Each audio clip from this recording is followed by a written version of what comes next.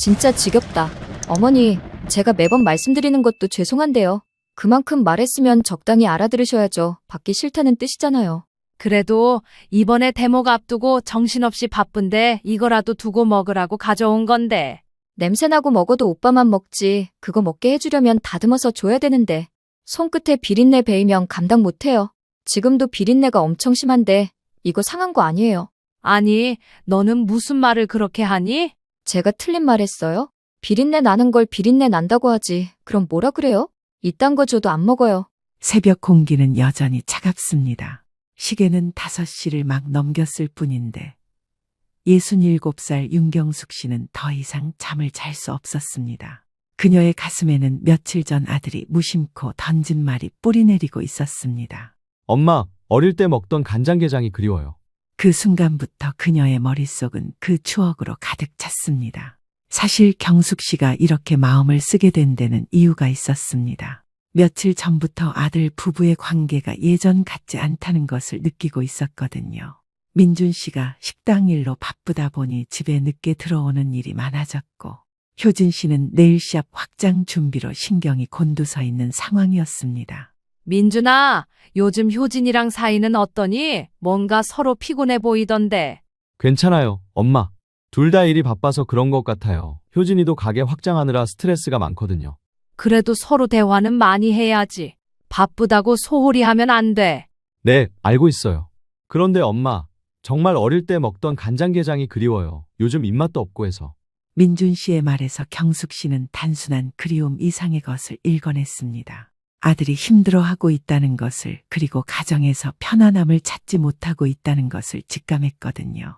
며칠 후 경숙 씨는 민준 씨의 식당에 들러 점심을 먹게 되었습니다. 평소보다 손님이 많아 바쁜 와중에도 민준 씨는 어머니를 위해 특별히 정성껏 음식을 준비해 주었죠.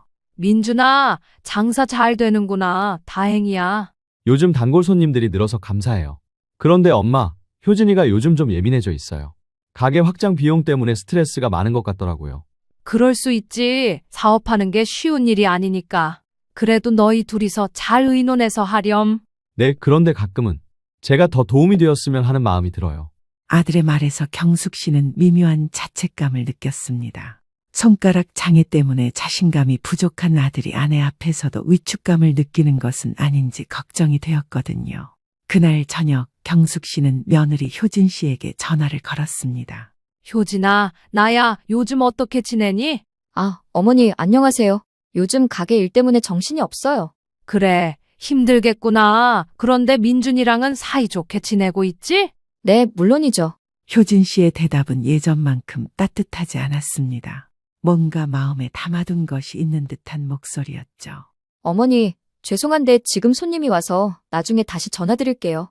통화가 끊어진 후 경숙 씨는 왠지 모를 불안감을 느꼈습니다. 며느리의 목소리에서 예전의 다정함을 찾을 수 없었거든요.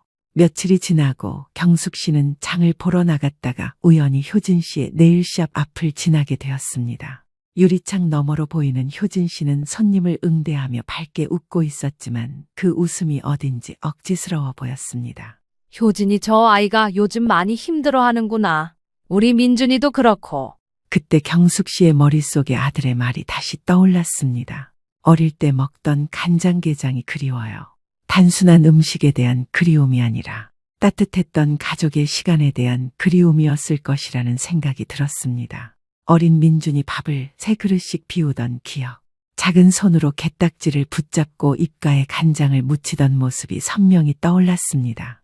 윤 씨는 마음속에서 뜨겁게 솟아오르는 그리움과 책임감을 느꼈습니다. 아이고, 내가 이럴 게 아니라 얼른 가서 장 봐야지. 아들을 위해 다시 정성을 쏟아야겠다는 결심이 자리 잡았습니다. 장바구니를 챙겨들고 서둘러 길을 나섭니다. 이른 시간임에도 시장은 이미 분주했습니다. 수산 코너에서 상인들이 내지르는 호객 소리가 사방에 울려 퍼졌습니다. 아저씨, 이거 꽃게 싱싱한 걸로 몇 마리 골라주세요. 그녀는 손끝으로 꽃게를 들고 무게를 재어보았습니다. 단단한 껍질에 힘차게 움직이는 다리를 보며 자신도 모르게 웃음이 흘렀습니다. 결국 묵직하고 알이 꽉 찬 꽃게 한 상자를 샀습니다. 집에 돌아온 경숙 씨는 곧바로 부엌으로 향했습니다. 대야에 소금을 풀어 꽃게를 깨끗이 씻고 양념장을 준비했습니다. 마늘과 생강, 대파, 청양고추를 가득 넣어 끓여낸 간장이 보글보글 끓었습니다. 향긋하고 짭조름한 냄새가 집안을 가득 메우자 그녀의 입가에 미소가 번졌습니다. 이 맛이지 민준이가 좋아할 거야. 경숙 씨는 중얼거리며 꽃게를 간장 속에 차곡차곡 담았습니다. 숙성이 되어야 제맛이 드는 간장게장은 그녀의 기다림과 사랑을 닮아 있었습니다. 며칠 후 드디어 간장게장이 완성되었습니다. 게딱지 사이사이에 윤기가 흐르고 투명한 살 속으로 간장이 깊이 스며들어 있었습니다. 경숙 씨는 유리병에 정갈하게 담아 보자기로 단단히 싸맸습니다. 아들 집 앞에 서자 심장이 두근거렸습니다. 설렘과 긴장이 뒤섞여 손끝이 떨렸습니다. 효진아, 이거 민준이가 먹고 싶다 해서 가져왔어. 그녀는 며느리에게 조심스레 보따리를 내밀었습니다. 어머니, 요즘 누가 집에서 이런 걸 담가 먹어요? 비위생적이기도 하고 저는 입에도 못 대겠어요. 며느리 효진 씨의 얼굴에는 단호한 냉기가 서려 있었습니다. 효진아, 그냥 엄마가 정성껏 만든 거니까 조금만 먹어보자. 오빠, 나 진짜 이런 거 싫다니까. 시켜 먹으면 되지 왜 굳이. 민준 씨는 난처하게 두 사람 사이에서 눈치를 보았습니다. 그럼 가져갈게. 괜히 불편하게 했구나.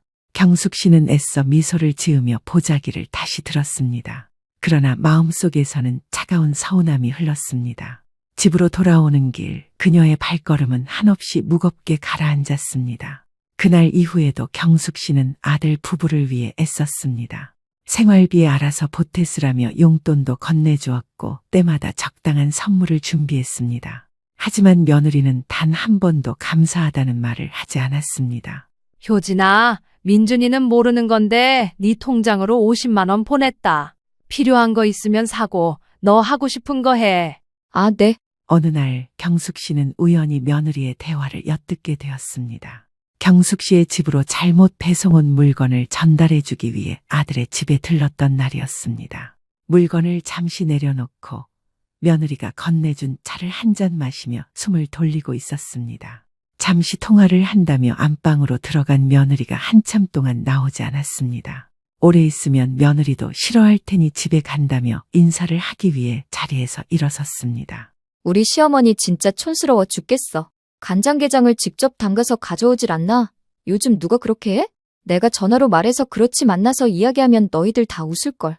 경숙 씨는 며느리의 말에 그 자리에 잠시 멈춰설 수밖에 없었습니다.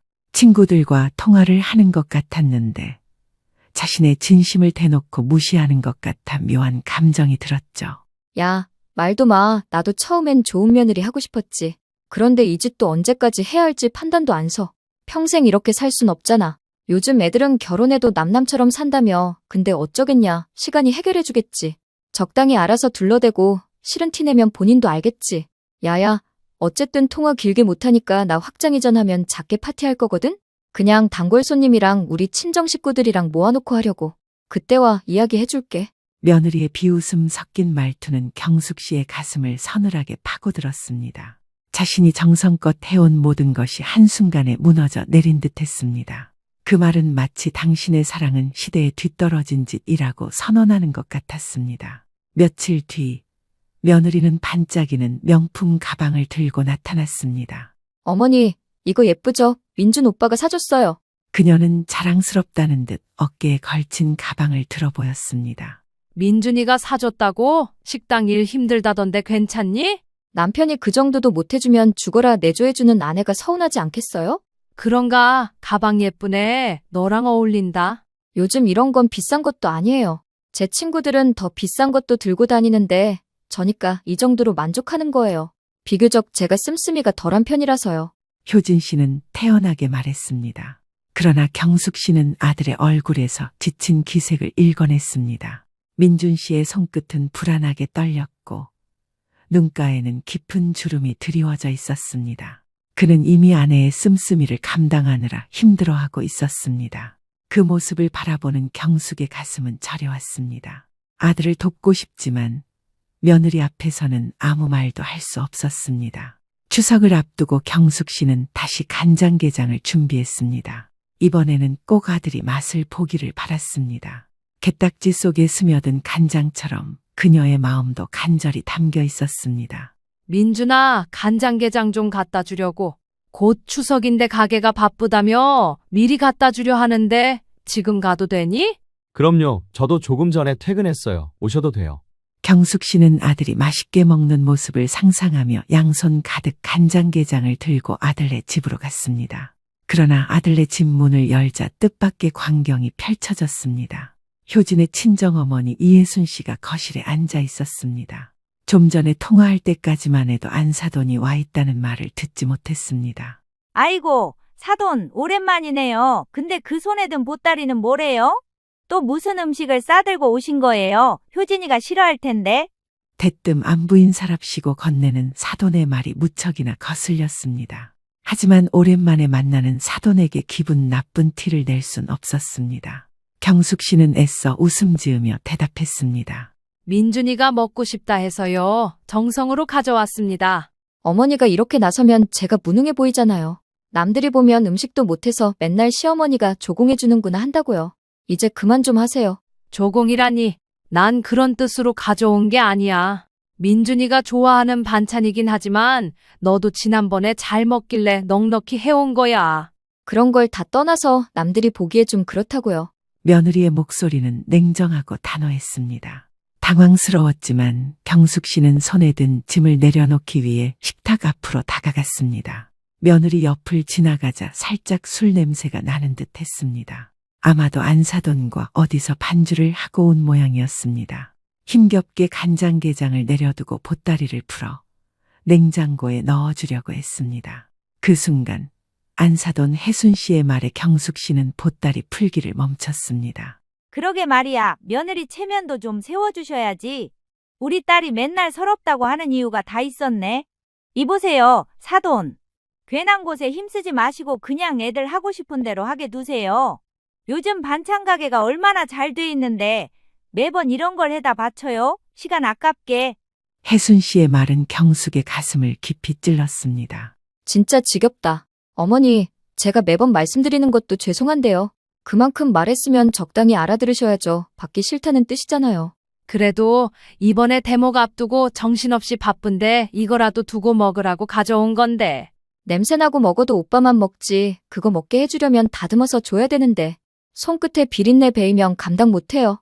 지금도 비린내가 엄청 심한데 이거 상한 거 아니에요. 아니, 너는 무슨 말을 그렇게 하니? 제가 틀린 말 했어요?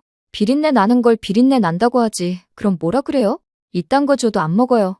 경숙 씨는 잔뜩 화가 난 며느리의 모습에 어이가 없었습니다. 아무리 편하게 대해주었다지만 명색이 시어머니 앞인데 저런 식으로 건방진 행동을 하는 것은 용납되지 않았습니다.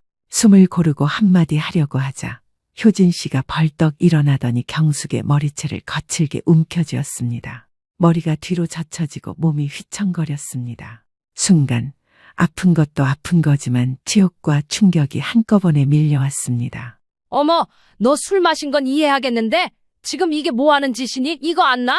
그러니까 내 말을 왜 무시해요? 내 말이 말 같지 않아요? 이거 나? 놓으라고.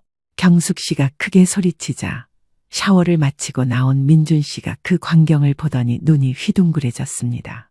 효진아, 제발 그만해. 민준 씨가 다급히 달려와 효진 씨를 붙잡았습니다. 도대체 왜 이러는 거야? 이거 놓고 말해. 엄마한테 무슨 짓이야? 얘, 민준아, 효진이 좀 말려봐라. 머리 아파 죽겠어? 이것 좀 놓고 말해. 야, 최효진. 너 당장 이거 못 놔. 다른 사람도 아니고 네 시어머니야. 술을 마셨으면 곱게 마셔야지. 이게 뭐 하는 짓이냐고. 어머, 김서방, 자네 지금 우리 효진이 때리는 거야? 어머. 민준 씨가 강제로 효진 씨와 경숙 씨를 떼어놓았습니다. 화를 주체하지 못하고 씩씩거리며 서 있는 효진 씨와 그런 효진 씨를 애처롭게 쳐다보다가 민준 씨를 째려보는 이예순 씨. 총체적 난국이 따로 없었습니다. 바닥에는 이미 경숙 씨의 머리카락이 한 움큼 뜯겨 있었습니다. 기막힌 상황에 경숙 씨는 도저히 정신을 차릴 수 없었습니다. 민준 씨가 뭐하는 짓이냐고 소리치자 되려 효진 씨는 적반하장의 태도로 일관했습니다. 오빠는 항상 시어머니 편만 들어. 차라리 이혼해. 뭐? 이혼?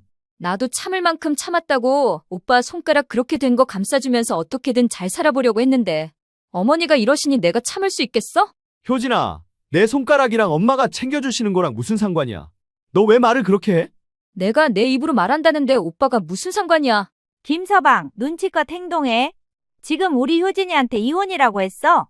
자네 엄마가 쓸데없는 일 벌려서 효진이가 뭐라고 한마디 한 것 가지고 이렇게 난리칠 일이야? 당장 자네 엄마부터 이 집에서 나가라고 해. 경숙 씨는 며느리와 이예순 씨의 말에 충격을 먹었습니다. 아들의 손가락을 운운하며 억지로 살고 있다는 뉘앙스로 말을 하는데 기가 막혔습니다. 더군다나 부모라는 사람이 자식을 말리지는 못할 망정 오히려 감싸기만 하다니. 경숙 씨는 굳은 표정으로 며느리에게 물었습니다. 너 지금 그게 무슨 말이니? 다시 한번 말해봐. 제가 없는 말 했어요? 오빠, 손가락 저렇게 된 거 일반 사람들은 감당 못 한다고요. 저니까 감당하고 사는 거지. 누가 장애인이랑 살고 싶어 해요? 지금 그게 말이라고 하는 거야. 경숙 씨는 며느리의 개념 없는 발언에 화가 단단히 나고 말았습니다. 네가 어떻게 그런 말을 할 수 있어? 남한테도 해서는 안 되는 말을, 아니 절대 해서는 안 될 짓을 어떻게 네 남편한테 그러냐고. 그건 나에 대한 모욕이나 마찬가지야. 사실 아들 민준 씨는 오른쪽 새끼 손가락의 절반 정도가 없는 상태였습니다. 저녁을 앞둔 시점에 부대에서 폭발 사고가 났고 급히 병원으로 이송되어 큰 수술을 몇 차례 받아야 할 정도로 상태가 심각했었거든요. 몸 군데군데 파편이 박혔고 그중 오른손의 부상이 특히 심각했는데 여러 번의 수술에도 불구하고 결국 손가락을 잃고 만 것이었죠. 경숙 씨는 식당에서 일을 하다 연락을 받고 급히 달려가 처참한 아들의 몰골을 발견했던 그 순간을 아직도 잊지 못하고 있었습니다. 그런 아들이 기적적으로 회복해 재활 훈련을 열심히 받았고 장애를 가졌다는 이유로 번번이 취업에 실패하자 선택한 일이 정육식당을 차린 것이었습니다. 손을 쓰는 일이라 처음에는 실수도 많이 했고 혹시 모를 사고가 일어날까 노심초사했던 경숙 씨였습니다.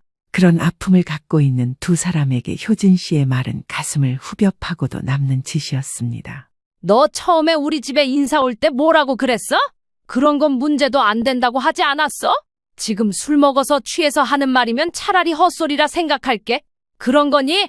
무슨 소리예요? 내가 지금 얼마나 많이 마셨다고 사리 분별은 할 수 있거든요. 어디서 이상한 사람 취급이야.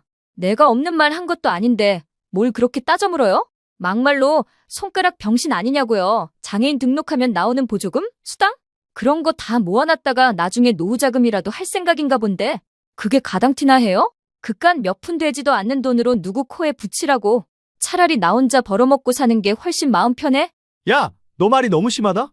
김서방, 자네가 효진이한테 그러면 안 되는 거지. 효진이가 자네 감싸고 도느라 고생한 건 생각도 안 해?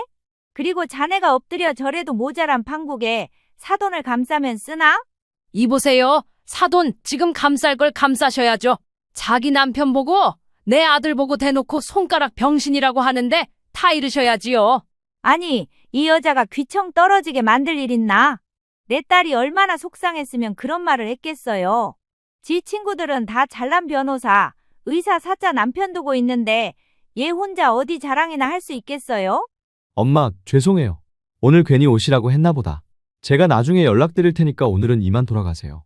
경숙 씨는 두 사람의 말에 아무 말도 하지 못했습니다. 당장이라도 머리채를 잡아 바닥으로 내동댕이 치고 싶었지만 아들 앞에서 못난 꼴을 보일 순 없었습니다. 그날 경숙 씨는 울며 집으로 돌아왔습니다. 아들네 집에서 경숙 씨의 집까지 10분이 채 되지 않는 거리인데도 불구하고 어떻게 돌아왔는지 기억조차 나지 않았습니다.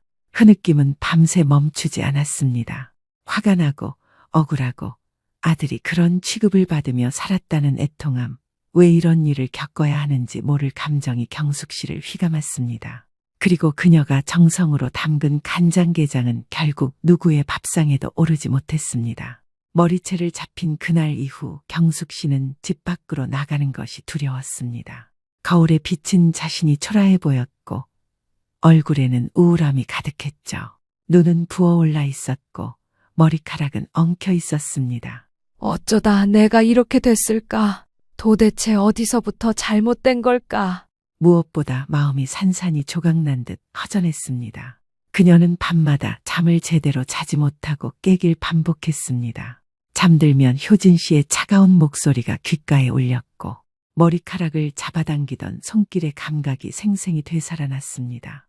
모욕과 분노가 얽혀 그녀를 괴롭혔죠. 그러나 경숙 씨는 무너질 수 없다고 생각했습니다. 아들 민준 씨를 지켜야 한다는 생각이 그녀를 다시 일으켜 세웠습니다. 그렇다고 내가 이 모양 이 꼴로 살 순 없지. 우리 민준이가 어떤 아들인데. 경숙 씨는 용기를 내 집 밖으로 나갔습니다.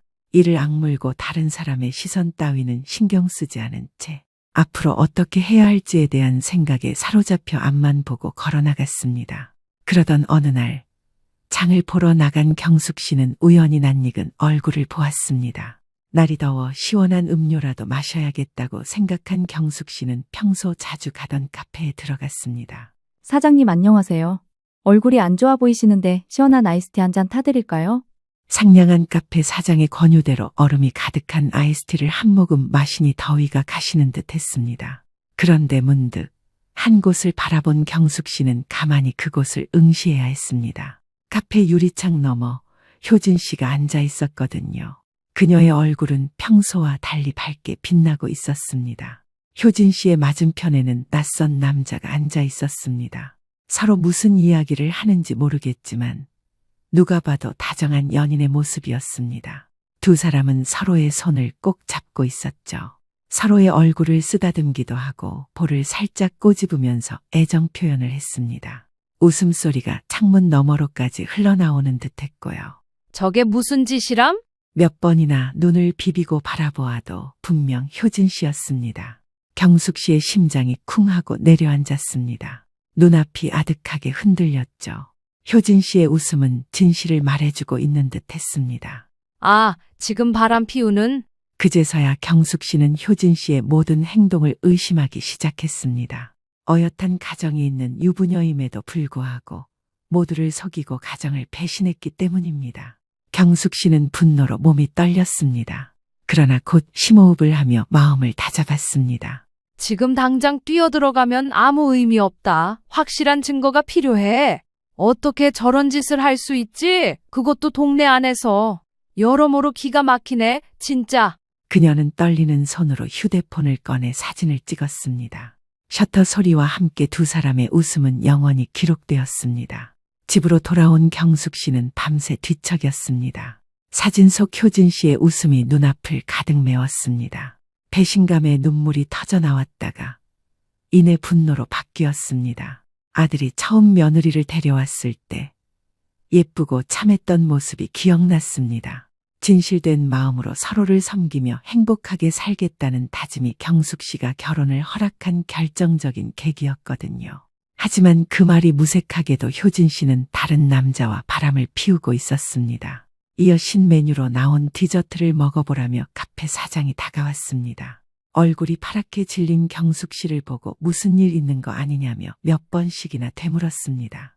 그제서야 경숙 씨는 정신을 차리고 눈앞에 놓인 디저트를 바라보았습니다. 대놓고 자신의 며느리인데 바람을 피우는 것 같다는 말을 할 수 없던 경숙 씨는 내색하지 못하고 서로의 안부를 물으며 몇 마디 대화를 나누었습니다. 카페를 나와 집으로 돌아오는 길도 그저 발걸음이 무겁기만 했습니다. 밤새 어떻게 해야 할까 고민에 휩싸이던 경숙 씨는 날이 밝자마자 탐정 사무실을 찾았습니다. 탐정 사무실 문 앞에서 경숙 씨는 한참을 망설였습니다. 정말 이렇게까지 해야 하는 걸까? 혹시 자신이 너무 과한 것은 아닐까 하는 생각이 계속 들었거든요. 하지만 며느리의 차가운 시선과 모욕적인 말들이 떠오르자 다시 결심을 굳혔습니다.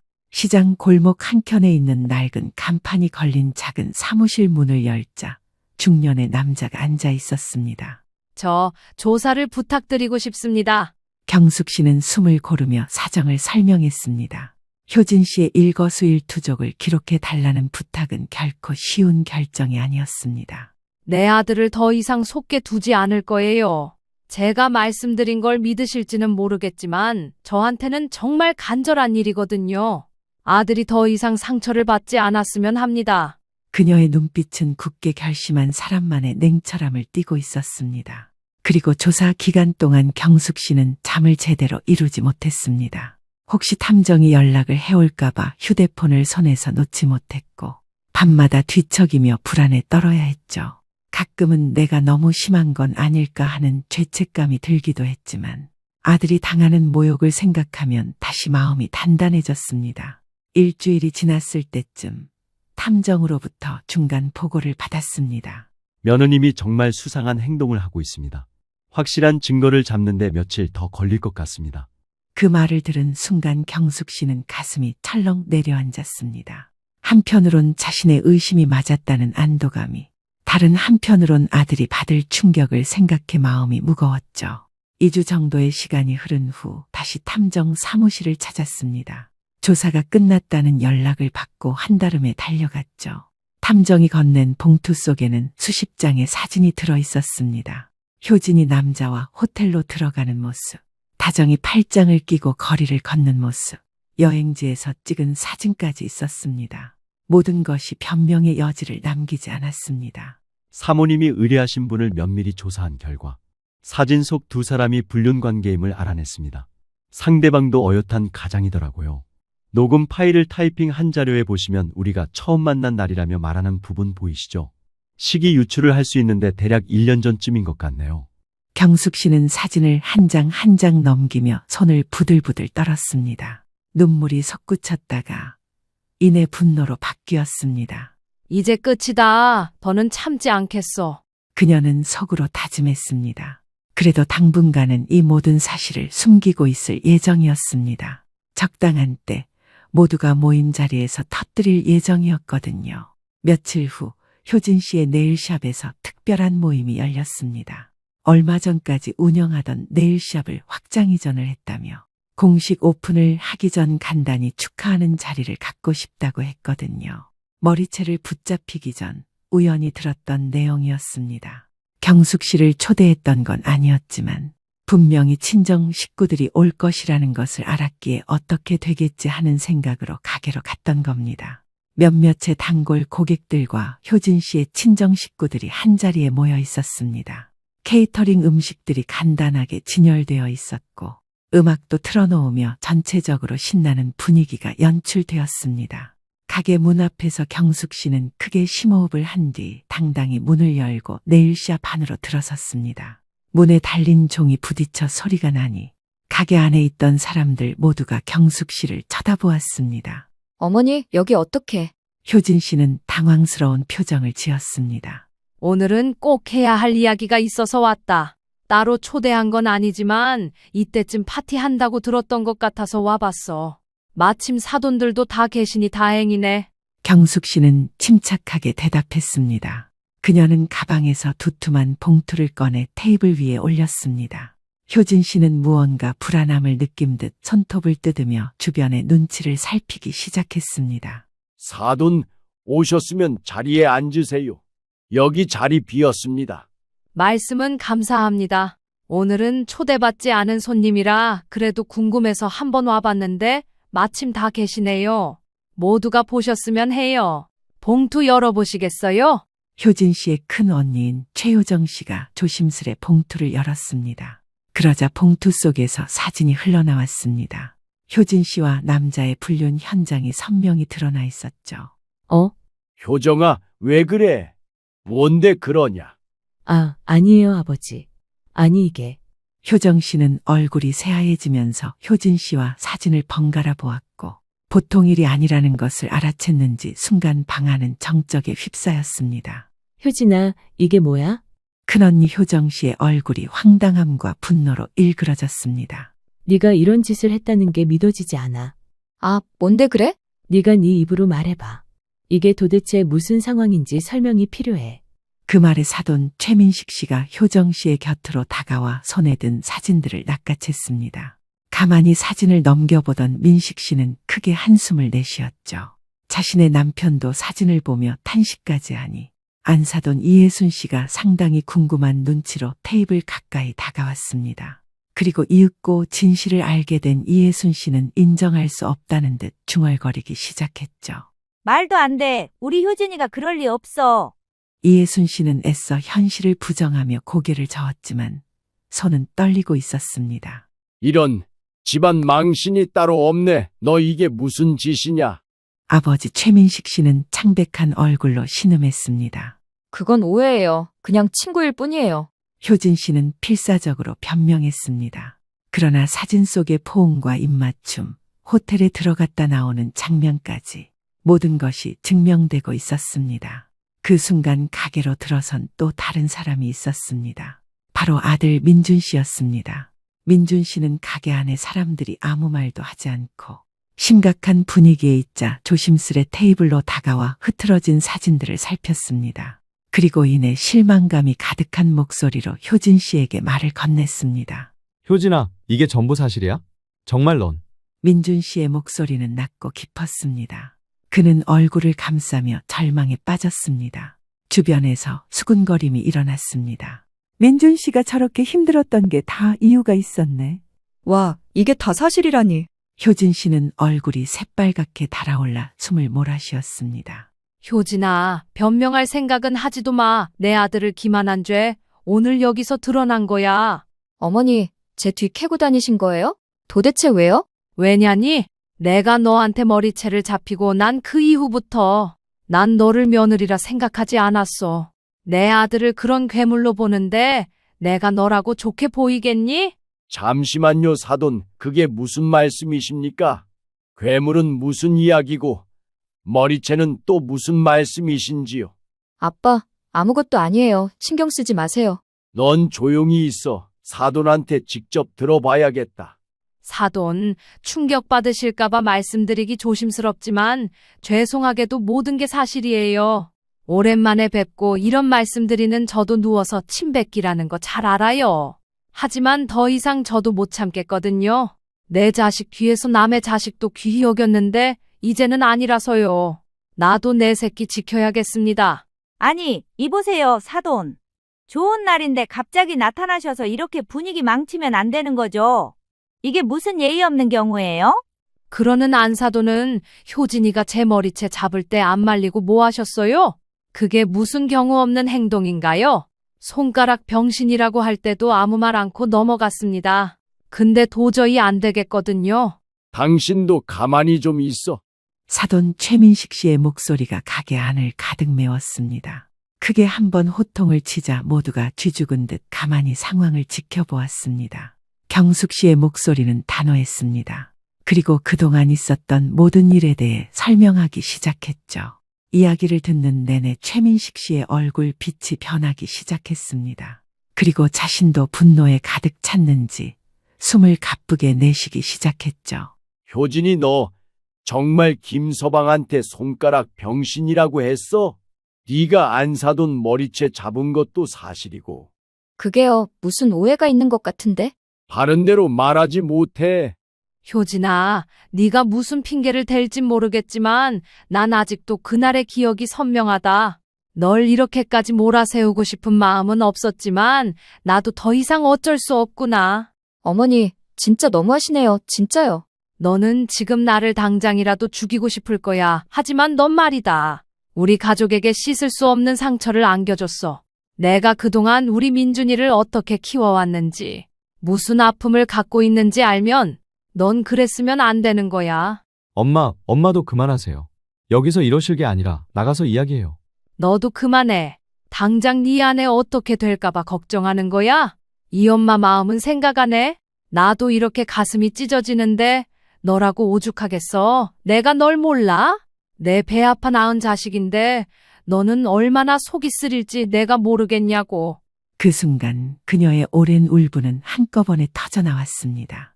효진 씨는 그제서야 무언가 잘못됨을 직감했는지 울며 무릎을 꿇었지만 이미 아무도 그녀를 믿지 않았습니다. 기막힌 상황에 모두가 패닉에 빠졌고 가족을 제외한 손님들은 한두 명씩 가게를 빠져나갔습니다. 언니 효정 씨는 무릎 꿇고 앉아있는 효진 씨의 뺨을 거세게 내리쳤습니다. 야, 최효진, 너 내가 막내라고 많이 참아준 거 알지? 네가 이러고도 사람이야. 우리 식구들 앞으로 사돈어른이랑 제부 얼굴 어떻게 보고 살라고 이래? 제부가 우리한테 얼마나 신경 써줬는데 너 제부 아니면 결혼도 못할 뻔한 거. 다 감싸 안고하기로 한 거 잊었어. 근데 뒤에서 그딴 말을 해? 예, 너는 효진이 때릴 곳이 어딨다고 손찌검을 해. 엄마도 정신 좀 차리세요. 지금까지 효진이 물고 빨고 했으면 그만 좀 하셔야지. 얘가 한두 살 먹은 어린애도 아니고 30살 넘은 성인이야. 지 앞가림은 할 줄 알아야 하는데 엄마가 이런 식으로 하니까 애가 이 모양 이 꼴이잖아요. 너 지금 그게 엄마한테 할 소리야? 막내라고 끼고 돌지만 않았어도 얘 똑바로 살 수 있었어요. 엄마가 그렇게 감싸기만 하니까 똥인지 된장인지 구분도 못하는 거 아니야. 처형 그만하세요. 다 제 잘못이니까 진정하시고요. 제부도 그래. 사돈어른 말씀 틀린 거 하나 없어. 혼자서 그렇게 착해 빠지면 뭐해? 그리고 제부가 잘못한 게 뭐가 있어? 손가락 하나 없는 게 어디가 어때서? 경숙 씨는 모든 상황을 지켜보며 눈물을 흘릴 수밖에 없었습니다. 자신의 마음을 알아주는 것 같은 말에 울컥했거든요. 모두가 뒤섞여 소리를 지르며 싸우고 있을 때 잠자코 있던 사돈 최민식 씨가 말을 이어나갔습니다. 모두 조용히 해. 최효진 하나만 묻자. 김서방이 손가락 병신이면 난 무슨 병신이냐? 아, 아빠. 네 입으로 말해봐. 김서방은 손가락이 불편하니 손가락 병신인 거고 나는 몸 한쪽이 마비돼서 불편하니 무슨 병신이냐고. 경숙 씨가 더욱 화가 났던 것은 어쩌면 아들의 처지를 이해해 줄 수도 있었던 그 상황을 외면해버렸다는 사실 때문이었습니다. 사돈 최민식 씨는 몇 년 전 교통사고를 크게 당했고 그 후유증으로 왼쪽 몸의 감각이 마비되는 편마비 증세를 얻었기 때문입니다. 지팡이가 없으면 제대로 걷지도 못하고 한쪽 눈은 꿈뻑이지도 못해 수시로 안약을 넣어줘야 했죠. 그때 효진 씨의 가족들이 겪었던 아픔도 만만치 않았을 건데 자신의 아들을 단순히 병신 취급하는 며느리가 더 밉게 느껴졌습니다. 묵직한 최민식 씨의 몇 마디에 결국 담담했던 최효정 씨도 눈물을 흘리고 말았습니다. 효진 씨는 연신 무릎을 꿇고 손이 발이 되게 빌고 또 빌었지만 이미 차갑게 굳어버린 분위기를 어찌할 순 없었습니다. 친정 식구들에 의해 힘없이 끌려나가는 효진 씨를 바라보던 경숙 씨는 아들과 함께 집으로 돌아왔습니다. 엄마, 그 사진들은 다 뭐예요? 민준아, 이렇게 할 수밖에 없었어. 많이 놀랐지? 생각할 시간이 좀 필요하긴 하지만 엄마한테 직접 듣고 싶어요. 얘기해 주세요. 간장게장 갖다 주러 간 그날, 그러니까 머리채 잡혔던 그날. 이후 한동안 집 밖에 나오지 못하다가 경숙 씨는 아들에게 차분히 모든 것을 이야기해 주었습니다. 한동안 밖에 나오지 못했던 이야기, 그리고 우연히 효진 씨가 바람 피우는 장면을 목격한 이야기까지 말이죠. 사설 탐정까지 고용해 며느리의 뒷조사를 한 이야기까지 모두 해주었습니다. 민준 씨는 상당히 많은 충격을 받은 듯 했습니다. 엄마가 너무 했나 싶기도 해. 너 이렇게 힘들어 할 줄 알았으면. 아니에요. 엄마가 가만히 계셨어도 언젠간 드러났을 일이죠. 그리고 이왕 이렇게 된 거 주변 정리도 할 수 있고 좋게 생각해 볼게요. 그렇게 생각해주면 고맙긴 한데 정말 괜찮겠니? 솔직히 말씀드리면 좋진 않아요. 근데 저보다 저 조마조마하셨을, 아니길 바라셨을 엄마 마음 생각하면 그게 더 안타까워요. 그 말에 두 사람은 서로 아무 말 없이 허공만을 바라보았습니다. 짧은 순간 수많은 생각이 스쳐 지나갔죠. 결국 민준 씨는 깊은 한숨을 내쉬고 난 뒤 자신의 집으로 돌아갔죠. 경숙 씨도 그날은 밤새 잠을 이루지 못했습니다.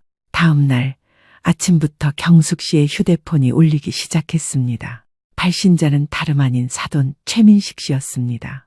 사돈, 어제는 경황이 없어 인사도 제대로 못 드렸습니다. 잘 들어가셨지요? 네, 아무렴요. 어제 많이 놀라셨을 텐데 죄송합니다. 아닙니다. 제가 더 죄송하죠. 자식이라고 몇 없는 거 교육을 제대로 못 시켜서. 그래서 말인데 좀 뵙고 다시 이야기를 나누고 싶습니다. 네, 좋아요. 어디서 뵐까요? 경숙 씨는 점심이 조금 지난 오후 시내의 한 카페에서 사돈 최민식 씨를 만났습니다. 효진 씨의 큰언니 효정 씨도 함께 자리에 나왔죠. 효정 씨가 꾸벅 인사를 하고 난 뒤 경숙 씨도 자리에 앉았습니다. 마주하는 세 사람 사이에 미묘한 공기가 흘렀지만 이내 최민식 씨가 먼저 말을 꺼냈습니다. 김서방이 선택할 일이지만 이대로 애들을 두는 건 못할 짓인 듯 싶습니다. 사돈, 그 말씀은? 김서방이랑 오전에 만나서 이야기 좀 하고 왔습니다. 앞으로 제대로 된 가정을 유지하기 어려울 것 같으니 이혼을 하는 게 나을 것 같습니다. 물론 김서방이 하지 않겠다면 그 뜻에 따라줄 생각이지만 정말 사돈께 면목이 없습니다. 경숙 씨는 마음 한 구석이 아려왔습니다. 자식이 잘못했다는 이유로 부모가 대신 치러야 하는 심적 고통이 얼마나 큰지 알 것만 같았거든요.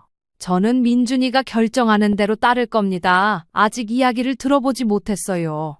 제가 자식 교육을 제대로 시키지 못한 탓입니다. 몸이 이렇게 돼버린 이후로 가족들한테 미안한 마음만 앞섰지. 모두가 제 불찰입니다. 사돈, 그런 말씀 마세요. 그 누구의 탓도 아니니까요. 사실 믿고 싶지 않았습니다. 제 자식이 그런 짓을 하고 다녔다는 게 믿기지도 않았고요. 그리고 무엇보다 화가 났던 건 김서방에게 그리고 사돈께 씻을 수 없는 상처를 안겨드렸다는 점이에요. 제 인생도 온전치 않은데 자식마저 그리고 다른 사람에게까지 피해를 끼쳤다는 사실이 용납이 안 되더라고요. 몇 번이나 같은 말을 반복하는 것 같지만 정말 죄송합니다. 경숙 씨는 진심 어린 최민식 씨의 말에 죄책감마저 들었습니다. 자신이 조금만 참아볼 걸 하는 마음도 있었죠. 하지만 이미 이렇게 된 이상 어떻게든 결판을 내야 했습니다. 이혼을 하고 말고는 애들이 결정할 문제라고 봐요. 더 이상 저희들끼리 이혼 문제를 운운하는 건 의미가 없을 듯 합니다. 사돈 어른, 제가 한 말씀만 드려도 될까요? 네, 효정 씨도 마음고생이 심했죠? 아니에요. 제가 뭐 한 게 있다고요. 사돈께 말씀드리고 싶은데 핑계는 아니지만요. 우리 효진이가 저랑 나이 차이가 많이 나다 보니 제가 신경을 많이 못 썼어요. 아버지가 계속 죄송하다고 하는데 오히려 가까이에서 돌봐주지 못한 제 잘못이 더 큽니다. 원래 그런 애가 아닌데 어쩌다 그렇게 변한 건지 알 수 없지만 이 자리를 빌어 다시 한번 진심으로 사죄드리고 싶어요. 정말 죄송합니다. 그렇게 말해줘서 고마워요. 차후 일은 애들한테 맡기기로 하고 사돈 모시고 조심히 들어가요. 나도 이만 일어날게요. 사돈들과 헤어지고 난 뒤 집으로 돌아온 경숙 씨는 아들 민준 씨에게 전화를 걸었습니다. 시간 되면 집으로 좀 와라. 할 말 있어. 물어볼 것도 있고. 저녁 시간이 되자 민준 씨가 집으로 왔습니다. 그 사이 더 마른 것 같고 초췌해진 모습으로 말이죠. 경숙 씨는 단도직입적으로 물었습니다. 오늘 사돈 만나고 왔다. 네 생각은 어떠니? 생각해보고 말 것도 없어요. 효진이랑 저 이혼하겠습니다. 엄마한테 그런 상처 주는 사람, 그리고 저를 그렇게밖에 안 보는 사람이랑은 더 이상 살 자신도 이유도 없어요. 그래, 네 생각이 그렇다면 그런 거겠지. 모든 진실이 드러난 후 민준 씨는 결국 이혼을 결심했습니다. 효진 씨와 이혼 이야기를 했는지 두 사람 사이에 불꽃이 튀는 것 같았죠. 바람까지 피우고 있었지만 막상 이혼을 하겠다니 반대의 뜻을 밝힌 효진 씨. 급기야 경숙 씨의 집까지 찾아와 행패를 부리기 시작했습니다. 어머니, 문 좀 열어보세요. 제가 할 말이 있다니까요? 너랑 더 이상 할 말 없다니까? 넌 그날 이후로 내 며느리가 아니야.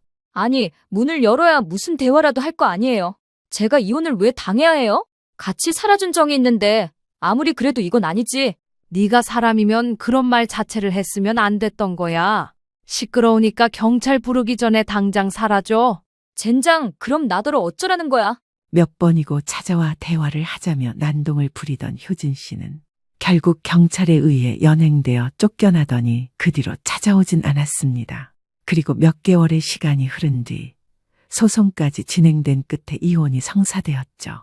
법원을 나서는 순간 민준 씨의 어깨도 무겁게 내려앉았다가 곧 홀가분해졌습니다. 물론 처음에는 겪지 않아도 될 아픔과 상처로 인해 술에 의지하며 괴로운 나날을 보냈습니다. 이혼이 확정된 후 한 달간 민준 씨는 거의 매일 밤 술에 취해 집에 돌아왔습니다. 식당 문을 일찍 닫고 혼자 술집을 전전하며 하루하루를 버텨나갔죠. 어떤 날은 새벽 3시가 넘어서야 비틀거리며 집에 들어왔고 어떤 날은 아예 들어오지 않기도 했습니다. 경숙 씨는 그런 아들을 바라보며 가슴이 찢어지는 듯 했습니다. 민준아, 이러면 안 돼. 못 망가져. 엄마, 저 좀 내버려 두세요. 지금은 이렇게라도 해야 견딜 수 있어요. 민준아, 언제까지 이럴 거니? 하루라도 빨리 후를 털고 일어나야지. 힘든 건 알겠다만. 엄마, 저 조금만 기다려주세요. 진짜 조금이면 되니까 걱정 마세요. 제가 누구예요? 엄마 아들이잖아요. 약속한 건 꼭 지키는 아들이니까 제발 조금만 기다려주세요. 민준 씨의 목소리는 쉬어 있었고 눈은 충혈되어 있었습니다. 며칠 동안 제대로 씻지도 먹지도 못한 듯 말라 보였죠. 어느 날 밤 민준 씨는 술에 취해 효진 씨 이름을 부르며 눈물을 흘렸습니다. 왜 나한테 그랬을까요? 엄마, 내가 뭘 잘못했길래. 민준아, 네 잘못이 아니야. 걔가 잘못한 거지. 손가락이 없어서 그런 걸까요? 정말 저 때문에 창피했던 걸까요? 아들의 자책하는 모습에 경숙 씨는 눈물을 참을 수 없었습니다. 그날 밤 경숙 씨는 아들 곁에 앉아 새벽까지 등을 쓰다듬어 주었습니다. 2달째가 되어서야 민준 씨는 조금씩 술을 줄이기 시작했습니다.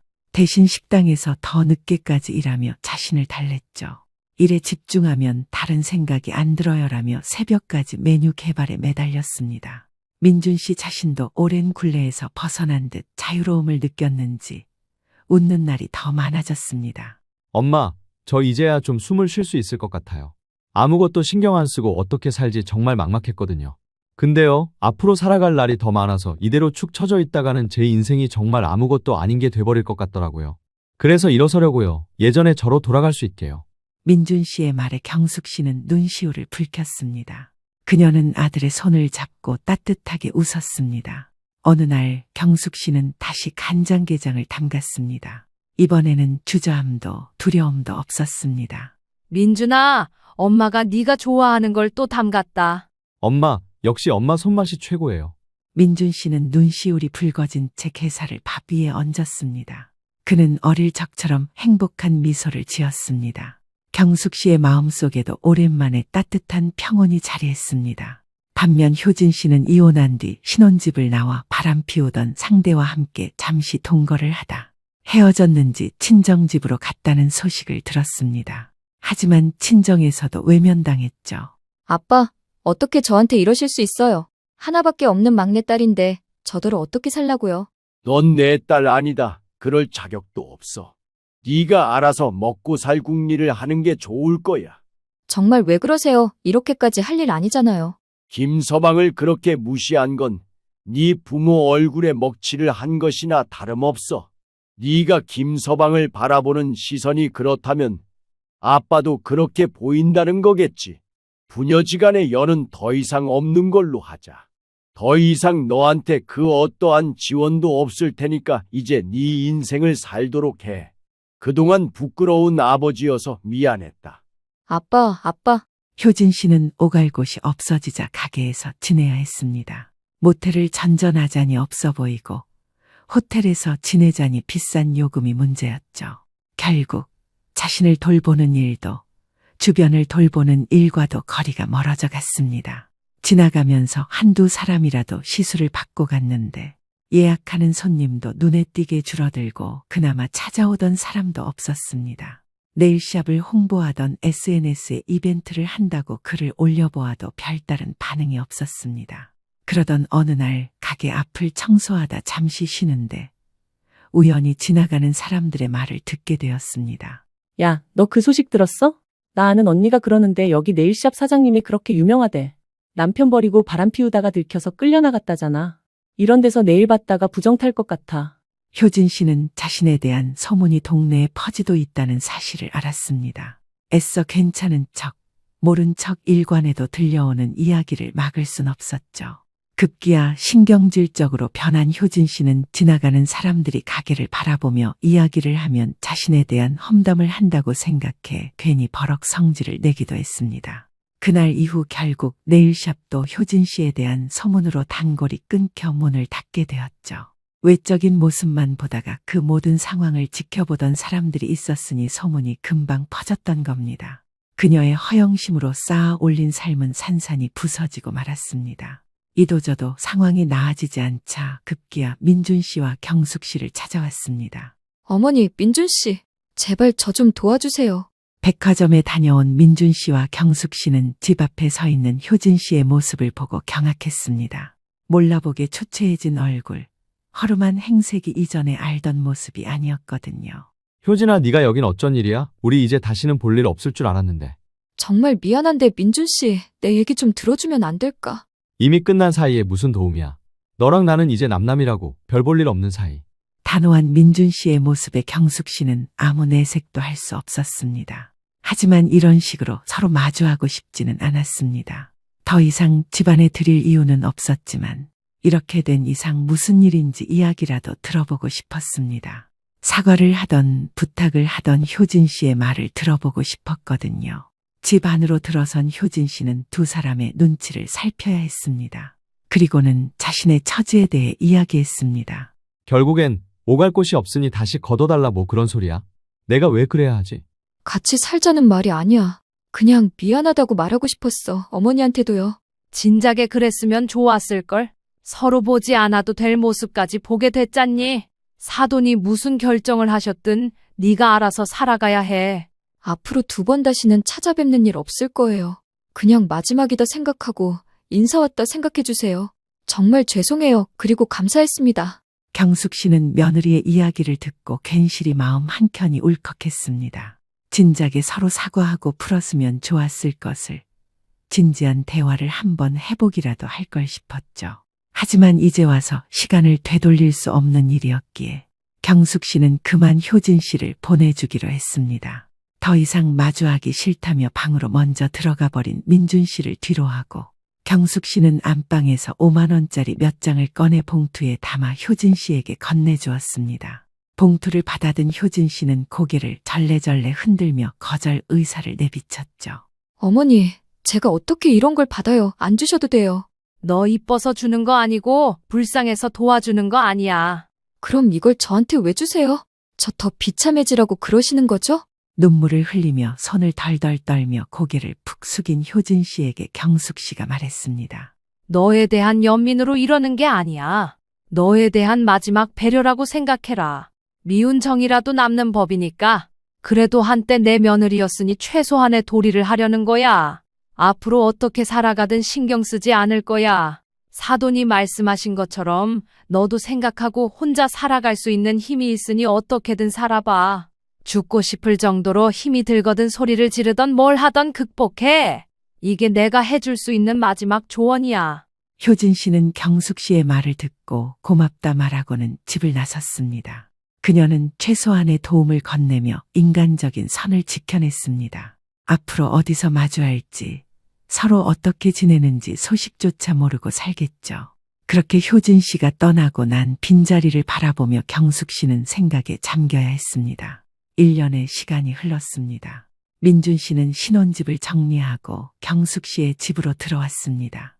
그리고 기존에 일하던 정육식당을 새 건물로 옮겼습니다. 경숙 씨 명의로 된 건물 1층에 확장 이전을 한 것이었죠.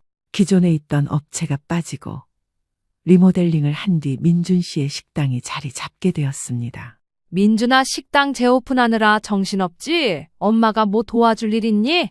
여기서 식당 오픈할 수 있게 해주신 것만으로도 감사해요. 집도 가깝고 여러모로 좋네요. 엄마가 오며 가며 많이 도와줄게. 바쁘면 언제든지 불러. 네, 감사해요. 식당은 주변의 입소문이나 이전보다 더 바삐 움직이게 되었습니다. 지역 방송까지 출연하게 되며 유명세가 더해졌죠. 그리고 또 다른 변화가 생겼습니다. 바로 민준 씨에게 새로운 인연이 생긴 것입니다. 엄마, 주말에 시간 괜찮으시죠? 소개시켜 드릴 사람이 있어요. 다른 약속 없어. 오전에 잠깐 장 보러 다녀오는 것 말고는 일정이 없네. 왜? 무슨 일인데 그래? 저 이런 말씀 드리기 좀 부끄럽지만 만나는 사람이 있어서요. 서로 진지하게 생각하고 있어요. 어머, 듣던 중 반가운 소리구나. 어떤 사람이야? 뭐 하는 사람인데? 엄마도 아는 사람이에요. 보면 아실 거예요. 얼마 뒤 민준 씨와 밖에서 점심 식사를 하기로 한 날이었습니다. 진지하게 만나고 있던 사람을 소개받는 자리기도 했죠. 식당에 먼저 도착해 기다리고 있던 경숙 씨는 룸으로 들어서는 두 사람을 보고 깜짝 놀랐습니다. 아들이 만난다던 사람이 옆 가게에서 카페를 운영 중이던 사장이었거든요. 종종 경숙 씨도 커피 한 잔씩 대접받을 때가 있었고 상냥하고 다정한 모습에 눈길이 가던 찰나였습니다. 입이 다물어지지 않는 경숙 씨를 보며 민준 씨가 말을 건넸습니다. 엄마, 아는 분이라고 했죠? 옆 가게 민지영 씨예요. 어머, 너는 왜 이걸 그동안 숨겼어? 아이고, 사장님, 이렇게 만나니 또 다른 느낌이네요. 민준 씨는 진지하게 결혼까지 생각하고 있다고 했습니다. 이미 한 번의 아픔이 있기에 조심스럽긴 하지만 그만큼 서로를 많이 의지하고 있는 것 같았습니다. 미래의 며느리가 될지도 모르는 카페 사장도 같은 아픔을 가지고 있다는 사실에 놀랍기도 하고 혼자 얼마나 힘들었을지 이해도 되었습니다. 경숙 씨는 두 사람을 응원해 주기로 했습니다. 이번에는 진심으로 서로를 아끼고 존중하는 사이인 듯 싶었죠. 경숙 씨는 아들이 다시 웃음을 되찾는 모습을 보며 눈물이 맺혔습니다. 엄마, 갑자기 왜 우세요? 당황스럽게. 아니, 그냥 좋아서 이제야 내 아들이 진짜 행복해지는구나 싶어서 나이 드니까 주책맞게 눈물부터 나오네. 그동안 마음고생 시켜드려서 죄송해요. 앞으로 좋은 모습만 보여드릴게요. 내가 고생은 무슨, 네가 좋은 사람 만나서 정말 다행이야. 앞으로 행복하길 바랄게. 경숙 씨는 두 사람의 손을 꼭 잡아주며 진심을 전해주었습니다. 그제서야 그녀는 진정한 평온을 느꼈습니다. 가족은 서로를 존중하고 지켜줄 때에만 온전하다는 진리를 다시금 깨달았죠. 완벽한 사람도 완벽한 삶도 없다는 것도 깨달았습니다. 누구나 결점이 있고 모든 사람의 삶에는 크고 작은 어려움이 있길 마련인데 자신의 불완전함을 받아들이고 타인의 부족함에도 관대해지는 것이 마음의 평화를 가져오는 일이니까요. 그리고 수많은 사람들과의 관계에서 얕은 관계를 유지하는 것보다 진심으로 서로를 위해주는 것이 더 큰 행복을 가져온다는 것도요.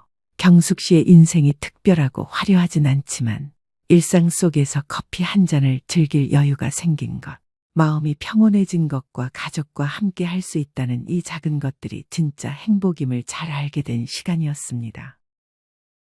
새벽 전화 한 통에 제 인생이 뒤집혔습니다. 어머니, 수진이가 사흘째 연락이 안 돼요. 며느리 집에 들어서자 현관은 우편물로 가득했고 어두운 방 속 며느리는 침대에 웅크린 채 울고 있었습니다. 5천만 원을 보이스피싱 범죄자들에게 모두 털린 것이죠. 68세 할머니가 교묘한 사기꾼들을 어떻게 추적해 검거했을까요? 오늘은 그 이야기를 들려드리려 합니다. 여러분, 안녕하세요. 저는 올해로 68세가 된 정복임이라고 합니다. 제가 오늘 들려드릴 이야기는 불과 2달 전 제 인생에서 가장 아찔했던 경험이었습니다. 그날 새벽, 저는 갑작스러운 전화벨 소리에 잠에서 깨어났죠. 침대 옆 탁자에 놓인 휴대폰 화면에는 아들 민수의 이름이 떠 있었습니다.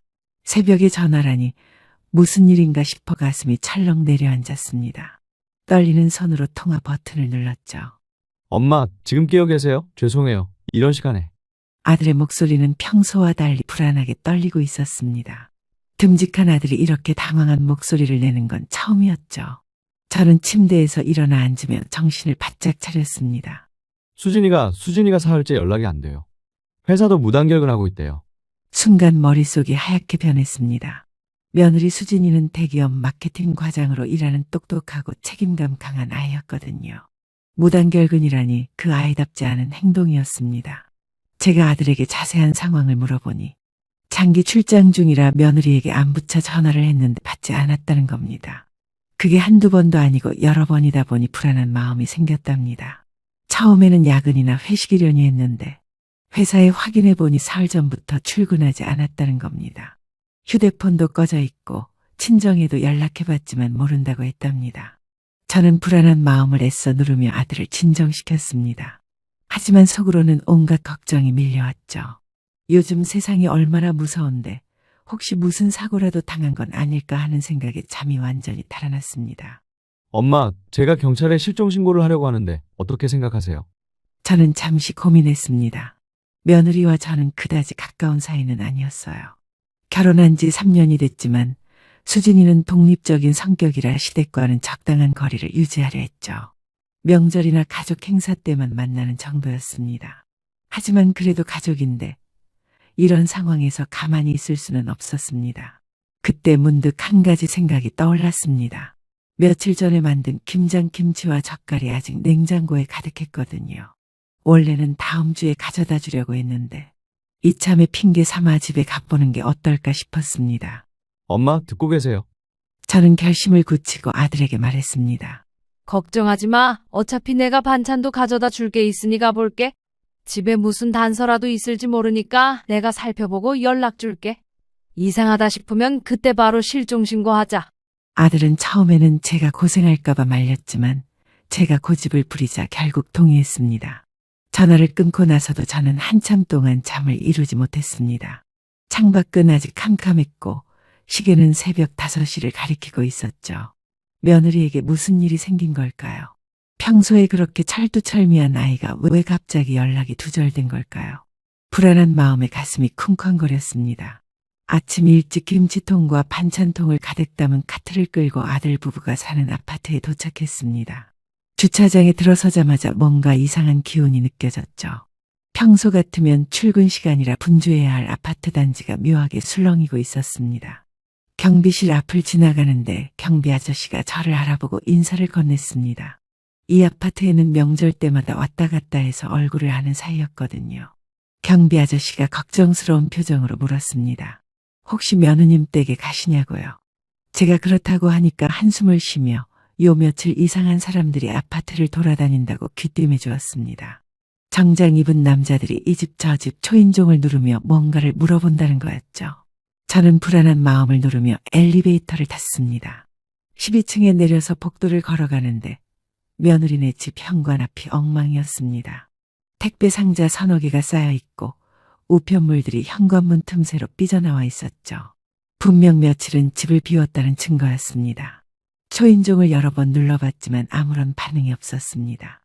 혹시나 해서 문을 두드리며 크게 불러도 봤죠. 수진아, 나야, 시어머니야. 집에 있니? 대답은 없었습니다. 복도는 조용했고 옆집에서도 아무런 인기척이 느껴지지 않았죠. 저는 한참을 망설이다가 결혼할 때 비상용으로 받아둔 현관 비밀번호를 눌렀습니다. 다행히 번호는 바뀌지 않았더군요.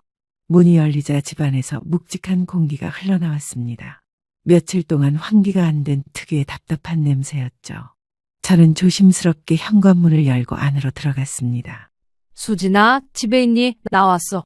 거실은 평소보다 어수선했습니다. 소파 위에는 담요가 구겨진 채로 던져져 있었고 테이블 위에는 반쯤 마신 커피잔이 그대로 놓여 있었죠. 텔레비전은 켜진 채였는데 소리는 음소거 상태였습니다. 부엌으로 가보니 싱크대에 며칠은 된 것 같은 그릇들이 쌓여 있었습니다. 평소 깔끔한 며느리답지 않은 모습이었죠. 냉장고를 열어보니 유통기한이 지난 우유와 시든 채소들이 가득했습니다. 뭔가 심상치 않다는 생각에 온몸에 소름이 돋았습니다. 저는 떨리는 마음으로 안방으로 향했죠. 거실을 걸어가면서도 혹시 무슨 끔찍한 광경을 보게 되는 건 아닐까 하는 두려움에 다리가 후들거렸습니다. 안방 문은 살짝 열려 있었습니다. 문틈 사이로 어두운 방 안이 보였죠. 저는 심호흡을 하고 천천히 문을 밀었습니다. 그리고 그 순간 저는 그대로 얼어붙고 말았습니다. 침대에 며느리 수진이가 이불을 뒤집어 쓴 채 웅크리고 있었던 겁니다. 처음에는 자고 있는 줄 알았는데 자세히 보니 어깨가 미세하게 떨리고 있었죠. 울고 있는 것 같았습니다. 수진아, 나야, 괜찮니? 왜 이래? 무슨 일 있어?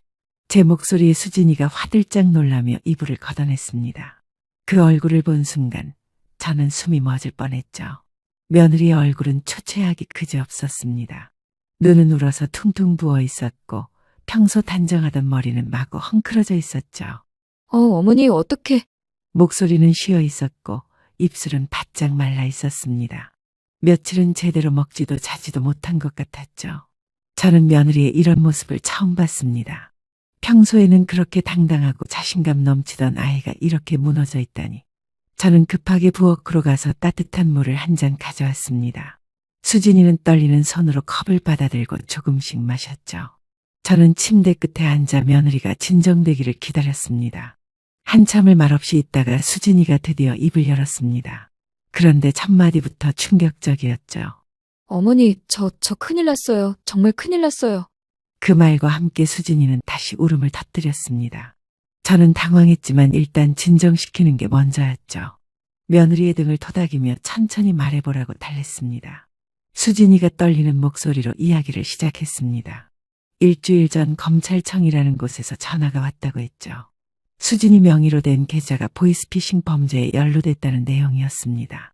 처음에는 장난 전화인 줄 알았는데 상대방이 수진이의 주민등록번호며 계좌번호까지 정확히 알고 있었답니다. 그들은 수진이가 피해자일 수도 있고 공범일 수도 있으니 조사가 필요하다고 했습니다. 그리고 수사가 진행되는 동안 재산을 안전하게 보호해야 한다며 금융감독원 안전계좌로 돈을 옮기라고 지시했죠. 저는 듣는 순간 아차 싶었습니다. 이건 명백한 보이스피싱이었던 겁니다. 하지만 수진이는 이미 그들의 말을 찰석같이 믿고 있었죠. 어머니, 저 정말 억울해요. 저는 아무것도 모르는데. 그 사람들이 제가 무죄라는 걸 증명하려면 협조해야 한다고. 며느리의 말을 들으며 저는 점점 더 불안해졌습니다. 얼마나 보냈냐고 조심스럽게 물어봤죠. 수진이는 한참을 망설이다가 대답했습니다. 5천만 원요? 결혼할 때 모았던 돈이랑 적금 해약해서. 순간 현기증이 났습니다. 5천만 원이라니. 그것도 일주일 전이면 이미 돈은 사기꾼들 손에 넘어간 뒤였을 겁니다. 저는 애써 침착함을 유지하며 물었죠. 그래서 그 사람들이 또 뭐라고 하던? 수진이는 휴대폰을 꺼내 저에게 보여줬습니다. 문자 메시지함에는 검찰청, 금융감독원을 사칭한 메시지들이 가득했죠. 그리고 가장 최근 메시지가 제 눈길을 사로잡았습니다. 추가 조사 결과 더 큰 범죄 조직과 연관된 정황이 포착되었습니다. 귀하의 안전을 위해 직접 만나서 보호 조치를 취해야 합니다. 내일 오후 2시 강남역 카페로 오십시오. 경찰이 동행할 예정입니다. 저는 소름이 쫙 끼쳤습니다. 이 사기꾼들은 돈만 빼앗는 게 아니라 직접 만나려고 하는 겁니다. 무슨 추가적인 범죄를 계획하는 건지. 어머니, 저 내일 가야 해요. 안 가면 저를 도주한 범인으로 몰겠대요. 며느리는 여전히 그들의 말을 믿고 있었습니다. 아니, 믿고 싶어 하는 것 같았죠. 자신이 사기를 당했다는 현실을 받아들이기 어려워하는 것 같았습니다. 저는 결심했습니다. 지금 당장 며느리에게 진실을 알려주고 이 위험한 상황에서 구해내야 한다고요. 하지만 쉽지 않을 것 같았습니다. 수진이는 이미 일주일 동안 그들의 심리적 지배를 받아왔으니까요. 그때 수진이의 휴대폰이 울렸습니다. 화면에는 서울중앙지검이라는 발신자가 떴죠. 수진이가 떨리는 손으로 전화를 받으려 하자 저는 재빨리 그 손을 잡았습니다. 수진아, 잠깐 그 전화 받지 마. 수진이는 당황한 눈빛으로 저를 바라봤습니다. 전화벨은 계속 울리고 있었죠. 저는 며느리의 손을 꼭 잡고 말했습니다. 수진아, 이제 내 말 잘 들어. 너 지금 보이스피싱에 당하고 있는 거야. 그 순간 수진이의 얼굴에 복잡한 감정이 스쳐 지나갔습니다. 부정, 분노, 그리고 절망. 과연 제가 며느리를 설득할 수 있을까요? 그리고 이교활한 사기꾼들로부터 우리 가족을 지켜낼 수 있을까요? 전화벨은 여전히 울리고 있었고 우리 앞에는 위험한 싸움이 기다리고 있었습니다. 전화벨이 멈추자 방 안에는 무거운 침묵이 내려앉았습니다. 수진이는 제 말을 듣고도 여전히 믿기 어려워하는 표정이었죠. 저는 며느리의 휴대폰을 가만히 내려놓고 최대한 차분한 목소리로 설명하기 시작했습니다. 수진아, 진짜 검찰이라면 절대 돈을 요구하지 않아. 그리고 안전계좌 같은 건 없어. 며느리의 눈에서 눈물이 주르륵 흘러내렸습니다. 현실을 받아들이기 시작한 것 같았죠. 저는 티슈를 건네며 계속 이야기했습니다. 제가 교직에 있을 때 동료 선생님이 비슷한 일을 당했던 경험을 들려줬죠. 그분도 똑같이 검찰 사칭 전화에 속아 노후 자금을 모두 잃었다고 했습니다. 수진이가 떨리는 목소리로 자신이 겪은 일을 처음부터 자세히 털어놓기 시작했습니다. 일주일 전 평범한 화요일 오후였다고 했죠. 회사에서 중요한 프레젠테이션을 마치고 잠시 쉬고 있는데 전화가 왔답니다. 발신자 표시에는 02-530-로 시작하는 번호가 떴는데 실제 검찰청 대표번호와 비슷했다고 했습니다. 전화를 받자 검사라고 자신을 소개한 남자가 매우 심각한 목소리로 말했답니다. 수진이 명의의 계좌가 금융범죄에 이용됐다는 거였죠. 처음에는 당연히 의심했다고 했습니다. 하지만 상대방이 수진이의 개인정보를 너무나 정확히 알고 있어서 놀랐다고 했죠. 주민등록번호는 물론이고 거래 은행과 계좌번호, 심지어 최근 카드 사용 내역까지 줄줄이 읊었답니다. 그들은 수진이에게 백수로 수사협조 요청서라는 공문서까지 보냈습니다. 거기에는 검찰 직인이 찍혀 있었고 담당 검사 이름과 사건 번호까지 적혀 있었죠.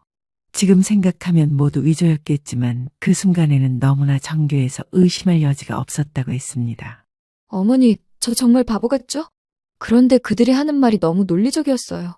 며느리는 자책하며 고개를 떨궜습니다. 저는 그런 수진이의 어깨를 토닥였죠. 왜 그런 바보 같은 소리를 해? 보이스피싱 수법이 하도 교묘해져서 몇 번씩 당하는 사람도 있댄다. 네 탓 아니야. 잘 해결될 거야. 그리고 또 별다른 일은 없었니? 사기꾼들은 수진이에게 계속해서 압박을 가했다고 했습니다. 만약 협조하지 않으면 계좌가 즉시 동결되고 형사처벌을 받을 수 있다고 협박했죠. 그리고 가장 교활했던 건 수진이가 의심할 때마다 피해자를 위한 조치라며 안심시켰다는 겁니다. 수진이는 일주일 동안 그들의 지시를 따랐습니다. 처음에는 500만 원만 임시로 옮기라고 했는데 나중에는 추가 수사가 필요하다며 금액을 늘려갔죠. 그들은 수진이에게 가족이나 주변 사람들에게 말하면 수사에 방해가 된다며 함구령까지 내렸습니다. 그래서 수진이는 남편인 민수에게도 말하지 못하고 혼자 끙끙 앓았던 겁니다. 회사도 개인 사정이라고 둘러대고 휴가를 냈죠. 집에 틀어박혀 하루 종일 그들의 전화만 기다렸다고 했습니다. 그런데 왜 내일 만나자고 하는 거니? 제 질문에 수진이는 휴대폰을 꺼내 문자 메시지를 보여줬습니다. 어제 온 메시지에는 이렇게 적혀 있었죠.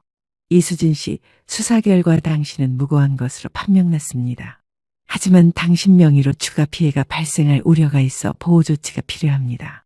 내일 담당 수사관이 직접 만나 신변보호 절차를 진행할 예정입니다. 신분증과 도장을 지참하고 강남역 12번 출구 스타벅스로 오시기 바랍니다. 저는 이 메시지를 읽으며 등골이 서늘해졌습니다. 이들은 단순히 돈만 노리는 게 아니었어요. 직접 만나서 뭔가 더 큰 일을 꾸미려는 것 같았죠. 어쩌면 수진이의 신분증을 이용해 대출을 받거나 더 큰 범죄에 이용하려는 것일 수도 있었습니다. 저는 수진이의 휴대폰을 빌려 통화 내역을 확인하기 시작했습니다. 며느리는 망설이다가 순순히 휴대폰을 건넸죠. 지난 일주일간의 통화 기록을 보니 정말 충격적이었습니다. 같은 번호로 하루에도 수십 통씩 전화가 오고 갔더군요. 통화 시간도 짧게는 30분, 길게는 2시간이 넘는 것도 있었습니다. 이 정도면 정말 조직적이고 치밀한 범죄 집단이 분명했죠. 문자 메시지도 마찬가지였습니다. 금융감독원, 검찰청, 경찰청 등 각종 기관을 사칭한 메시지가 수백 개나 있었습니다. 내용을 읽어보니 정말 그럴듯했죠. 법률 용어를 적절히 섞어가며 수진이를 압박하고 회유하는 수법이 치밀했습니다. 그런데 제 눈에 띈 게 있었습니다. 메시지마다 미묘하게 말투가 달랐던 거예요. 어떤 메시지는 딱딱한 공문서 투였지만 어떤 메시지는 친근한 말투를 섞어 썼더군요. 아마 여러 명이 돌아가며 연락한 것 같았습니다. 수진아, 이 사람들 목소리는 어땠니? 항상 같은 사람이었어? 수진이는 고개를 저었습니다. 처음엔 중년 남자였는데 나중에는 젊은 여자도 있었고 나이 든 남자도 있었다고 했죠. 그들은 각자 검사, 수사관, 금융감독원 직원 등으로 역할을 나눠 연기했던 겁니다. 저는 옛 직업병이 도졌는지 메모지를 꺼내 이들의 수법을 정리하기 시작했습니다. 교사 시절 학생들 상담 기록을 작성하듯이 꼼꼼히 적어 내려갔죠. 첫째, 공포심 조성. 둘째, 고립시키기. 셋째, 시간 압박. 넷째, 권위 이용. 다섯째, 단계적 요구 증가. 이렇게 정리하다 보니 이들의 수법이 얼마나 치밀한지 더욱 명확해졌습니다. 그때 수진이가 갑자기 무언가 생각난 듯 벌떡 일어났습니다. 그리고는 서재로 뛰어가더니 서류 뭉치를 들고 왔죠. 어머니, 이것 좀 보세요. 그들이 보냈다는 서류들이에요. 서류를 펼쳐보니 정말 정교하게 위조된 공문서들이었습니다. 검찰 공문서 양식을 그대로 베낀 듯했고 도장까지 선명하게 찍혀 있었죠. 하지만 자세히 보니 이상한 점들이 보이기 시작했습니다. 먼저 띄어쓰기와 맞춤법이 미묘하게 틀린 부분들이 있었습니다. 피의자를 피의자로 쓴 곳도 있었고 금융감독원을 금융감독원으로 오타낸 곳도 있었죠. 또 공문서치고는 문장이 어색한 부분들이 많았습니다. 수진아, 이거 봐. 여기 오타가 있잖아. 진짜 검찰에서 보낸 공문서에 이런 실수가 있을까? 수진이는 제가 지적한 부분들을 보며 망연자실한 표정을 지었습니다. 그동안 공포와 불안에 사로잡혀 이런 단순한 것도 놓쳤던 거죠. 저는 계속해서 의심스러운 점들을 찾아냈습니다. 담당 검사 이름을 인터넷에 검색해봤더니 실존 인물이 아니었고 사건 번호 형식도 실제 검찰에서 쓰는 것과 달랐습니다. 하지만 가장 결정적인 건 계좌번호였습니다. 그들이 안전계좌라고 알려준 계좌를 은행 홈페이지에서 조회해봤더니 개인명의 계좌였던 겁니다. 진짜 금융감독원이라면 절대 개인 계좌를 쓸 리가 없죠. 이 모든 증거를 수진이에게 하나씩 설명해주자 며느리의 얼굴에 분노가 떠올랐습니다. 자신이 속았다는 걸 완전히 인정하게 된 거죠. 어머니, 저 정말 이 나쁜 놈들을. 며느리의 목소리에는 울분이 가득했습니다. 하지만 저는 지금 화낼 때가 아니라고 생각했죠. 이들이 내일 직접 만나자고 한 이상 뭔가 대책을 세워야 했습니다. 거실로 나와 소파에 앉은 우리는 한참 동안 말이 없었습니다. 수진이는 이미 5천만 원이라는 큰돈을 잃은 충격에서 헤어나오지 못하고 있었고 저는 내일 있을 만남을 어떻게 해야 할지 고민하고 있었죠. 그때 또다시 수진이의 휴대폰이 울렸습니다. 화면에는 역시 서울중앙지검이라는 발신자가 떴죠. 수진이는 겁에 질린 눈으로 저를 바라봤습니다. 받아. 대신 스피커폰으로 해. 내가 옆에서 들을게. 수진이는 떨리는 손으로 전화를 받았습니다. 스피커폰을 켜자 중년 남자의 목소리가 들려왔죠. 사기꾼은 위험 있는 목소리로 말했습니다. 이수진 씨냐고 확인한 뒤 자신을 서울중앙지검 금융범죄수사과 과장이라고 소개했죠. 그리고는 내일 만남을 재확인하려고 전화했다고 했습니다. 그는 계속해서 수진이를 안심시키려 했습니다. 이제 수사가 거의 마무리 단계라며 내일 만나서 몇 가지 서류만 작성하면 그동안 보호 조치했던 자산을 모두 돌려받을 수 있다고 했죠. 그런데 그 다음 말이 더 충격적이었습니다. 혹시 이 사실을 다른 사람에게 말했냐고 묻더니 절대 그러면 안 된다고 강조했습니다. 만약 외부에 알려지면 2차 피해가 발생할 수 있고 심지어 수진이가 공범으로 몰릴 수도 있다고 협박했죠. 제가 옆에서 수진이에게 손짓으로 신호를 보냈습니다. 알겠다고 대답하라고요. 수진이는 떨리는 목소리로 그러겠다고 했죠. 사기꾼은 마지막으로 내일 만날 장소와 시간을 다시 한번 확인했습니다.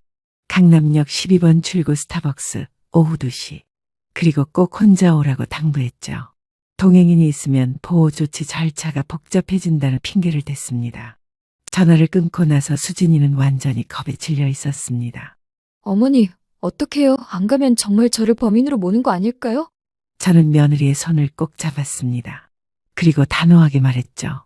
수진아, 정신 차려. 저 사람들은 사기꾼이야. 널 범인으로 몰 수 있는 권한 같은 건 없어. 하지만 수진이는 여전히 불안해했습니다. 일주일 동안 그들에게 세뇌당했으니 당연한 일이었죠. 저는 일단 경찰에 신고하자고 했지만 수진이는 그것도 무서워했습니다.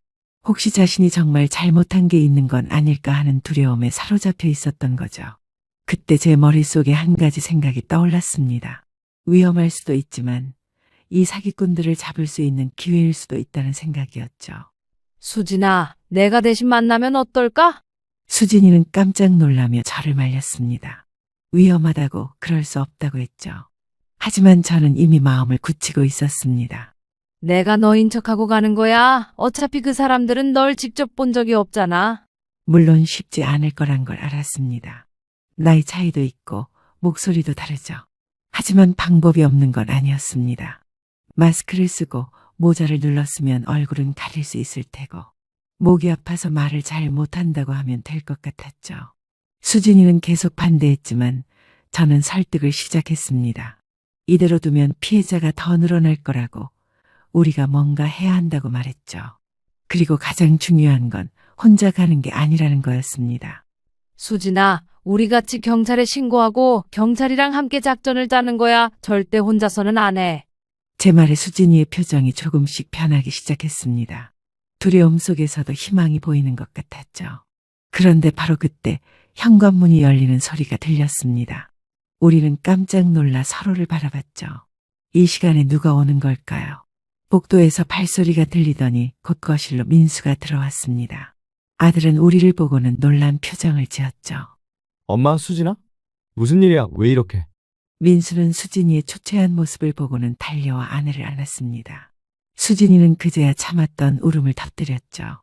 이제 아들에게도 모든 걸 털어놓아야 할 시간이 왔습니다. 과연 민수는 어떤 반응을 보일까요?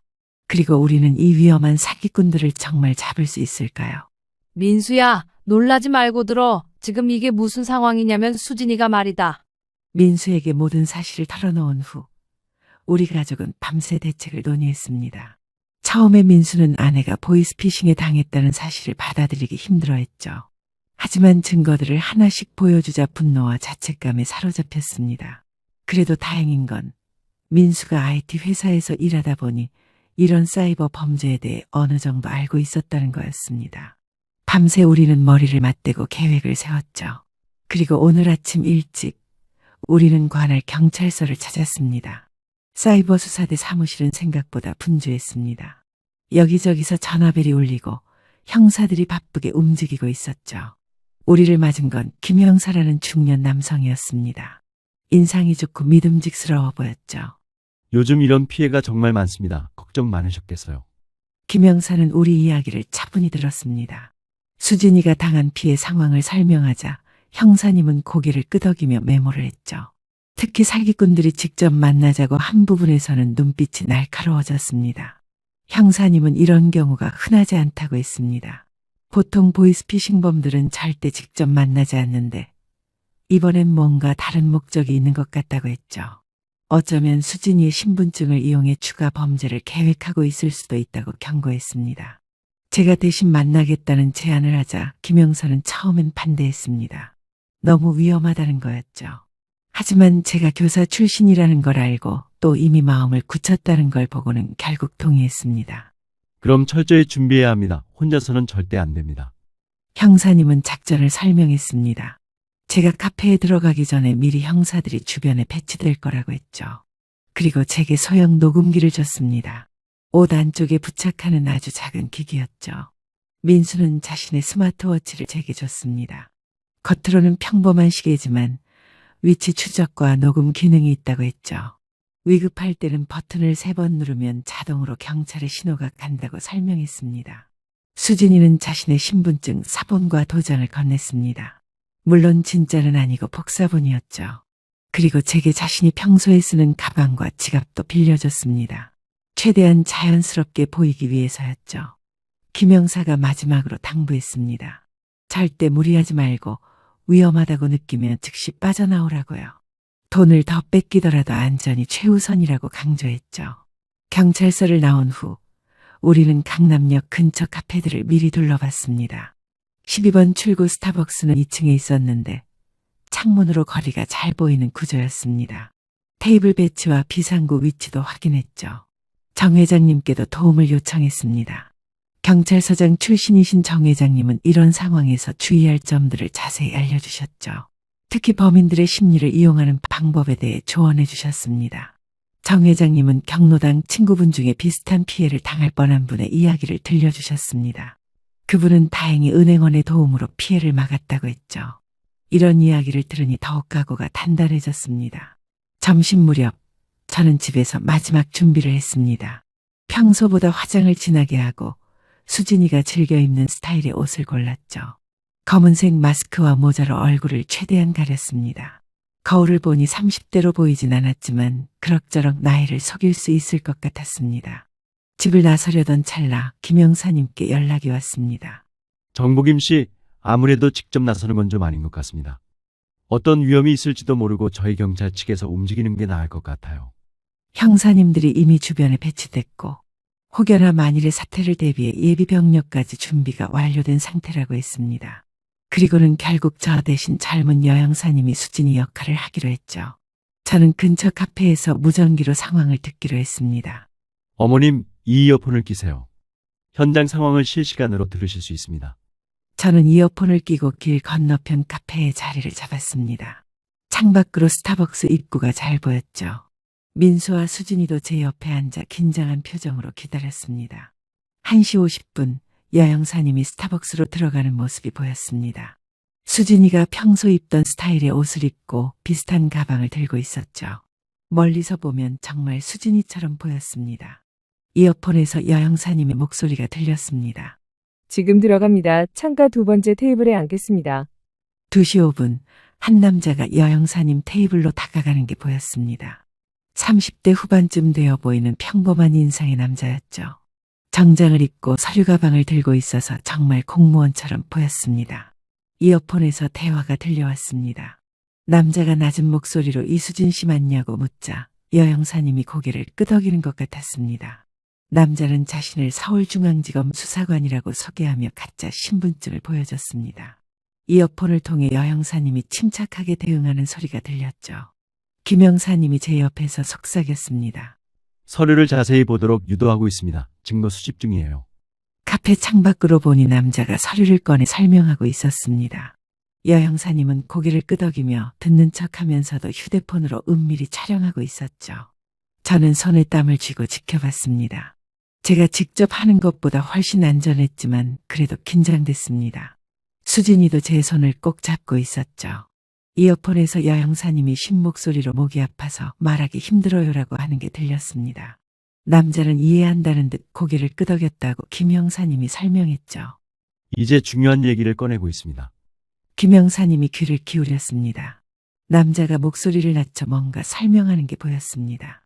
이어폰으로 들으니 통장과 현금카드를 모두 회수해야 한다는 내용이었죠.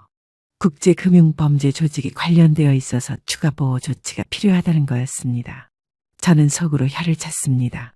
결국 돈을 더 뜯어내려는 수작이었던 거죠. 하지만 여형사님은 침착하게 겁먹은 표정을 연기하며 고개를 끄덕였습니다. 그때 남자의 휴대폰이 울렸습니다. 그는 잠깐 실례한다며 전화를 받았죠. 통화 내용을 들어보니 다른 표적에 대한 이야기를 하는 것 같았습니다. 3번은 내일 처리하고 5번은 모레로 잡았다는 식의 대화였죠. 전화를 끊은 남자가 다시 여형사에게 집중했습니다. 그런데 갑자기 표정이 미묘하게 변했죠. 긴장된 상황이 계속되는 가운데 남자가 뭔가 의심스러운 듯 여형사님을 보는 게 창밖으로 보였습니다.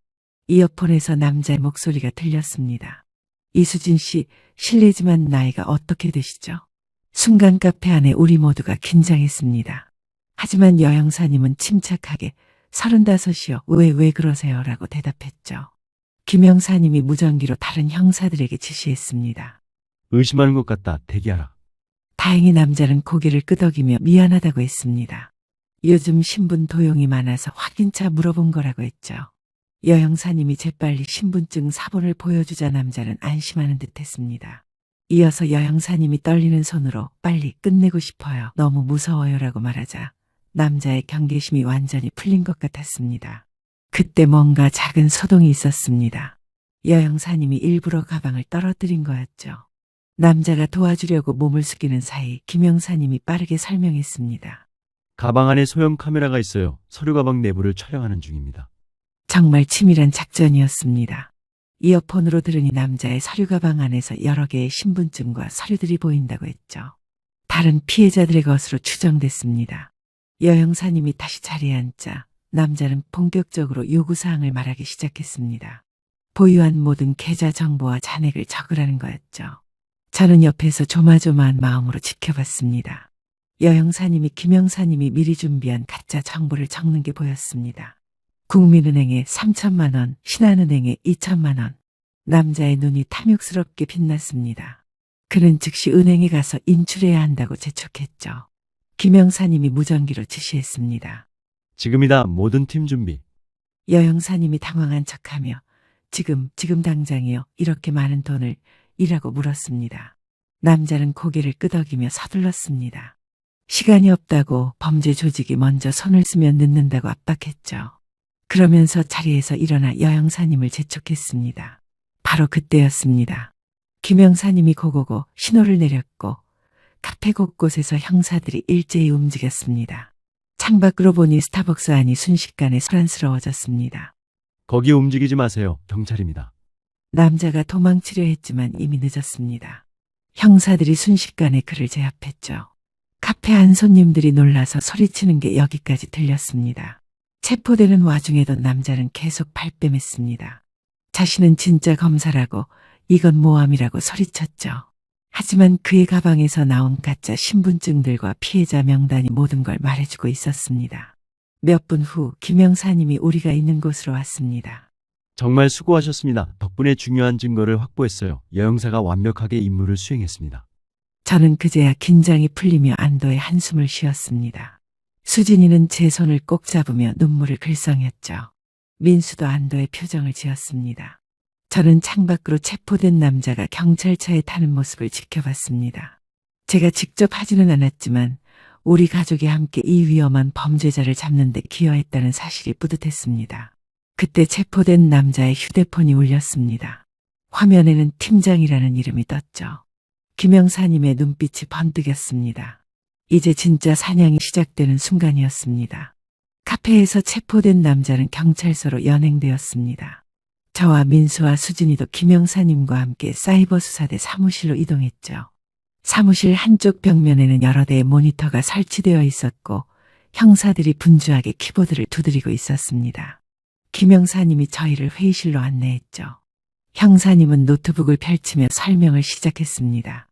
체포된 남자의 휴대폰과 서류 가방에서 엄청난 정보가 나왔다고 했죠. 피해자 명단만 해도 200명이 넘었고 피해 금액은 수십억 원에 달했습니다. 특히 충격적이었던 건 이들이 매우 조직적으로 움직이고 있다는 거였습니다.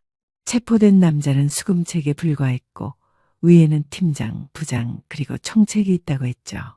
마치 회사 조직처럼 체계적으로 운영되고 있었던 겁니다. 민수가 자신의 노트북을 꺼내며 도움을 자청했습니다. IT 전문가답게 디지털 추적에 능숙했던 아들은 형사들과 함께 범인들의 온라인 흔적을 찾기 시작했죠. 여기 보세요. 이 전화번호들이 모두 인터넷 전화예요. 추적이 어렵게 만든 거죠. 하지만 민수는 포기하지 않았습니다. 체포된 남자의 휴대폰에 있던 메신저 앱을 분석하기 시작했죠. 거기에는 조직원들끼리 주고받은 메시지가 가득했습니다. 3번 완료, 2,500 입금 확인. 내일 강북 쪽 5건 예정. 팀장님, 오늘 실적 보고 드립니다. 이런 식의 메시지들이 수백 개나 있었습니다. 마치 정상적인 회사의 업무 보고처럼 보였지만 실제로는 범죄 기록이었던 거죠. 수진이는 피해자 명단을 보며 눈물을 흘렸습니다. 자신과 비슷한 처지의 사람들이 이렇게 많다는 사실에 충격받은 것 같았죠. 명단에는 20대 대학생부터 80대 노인까지 다양한 연령대가 있었습니다. 김영사님이 중요한 발견을 했습니다. 체포된 남자의 수첩에서 특이한 주소를 찾은 거였죠. 강남구의 한 오피스텔 주소였는데 아마 이들의 아지트일 가능성이 높았습니다. 이 주소로 영장을 신청하겠습니다. 아마 거기에 더 많은 증거가 있을 겁니다. 그때 체포된 남자의 휴대폰이 또 울렸습니다. 이번엔 부장이라는 이름이 떴죠. 김영사님은 잠시 고민하더니 전화를 받기로 했습니다. 물론 체포된 남자의 목소리를 흉내내야 했죠. 형사님이 전화를 받자 날카로운 여자 목소리가 들려왔습니다. 왜 보고가 늦냐고, 오늘 실적이 왜 이렇게 저조하냐고 다그치는 내용이었죠. 김영사님은 목이 아프다는 핑계를 대며 짧게 대답했습니다. 다행히 상대방은 의심하지 않았죠. 그리고 중요한 정보를 흘렸습니다. 내일 오전 10시에 전체 회의가 있으니 늦지 말라는 거였습니다. 전화를 끊고 난 후 사무실 안에는 긴장감이 흘렀습니다. 이제 이들을 일망타진할 기회가 온 거였죠. 하지만 신중해야 했습니다. 섣불리 움직였다가는 나머지 조직원들이 도망갈 수도 있었으니까요. 경찰은 밤새 작전을 준비했고 우리 가족도 집으로 돌아와서도 잠을 자지 못했습니다. 새벽부터 경찰서는 부산했습니다. 김영사님을 비롯한 사이버 수사대 전 인원이 출동 준비를 했죠. 거기에 강력계 형사들까지 지원을 나왔습니다. 이번 작전의 규모가 얼마나 큰지 실감이 났습니다. 작전 브리핑이 시작됐습니다. 어젯밤 확인 결과 오피스텔 주소는 실제로 이들이 사용하는 사무실이었습니다. 건물 CCTV를 확인해 보니 매일 10명 이상이 드나들고 있었죠. 김영사님이 작전을 설명했습니다. 오전 10시 회의 시간에 맞춰 동시에 진입한다는 계획이었죠. 정문과 비상구를 동시에 막고 한 명도 놓치지 않겠다는 각오였습니다. 저희는 작전 차량에 동승하게 됐습니다.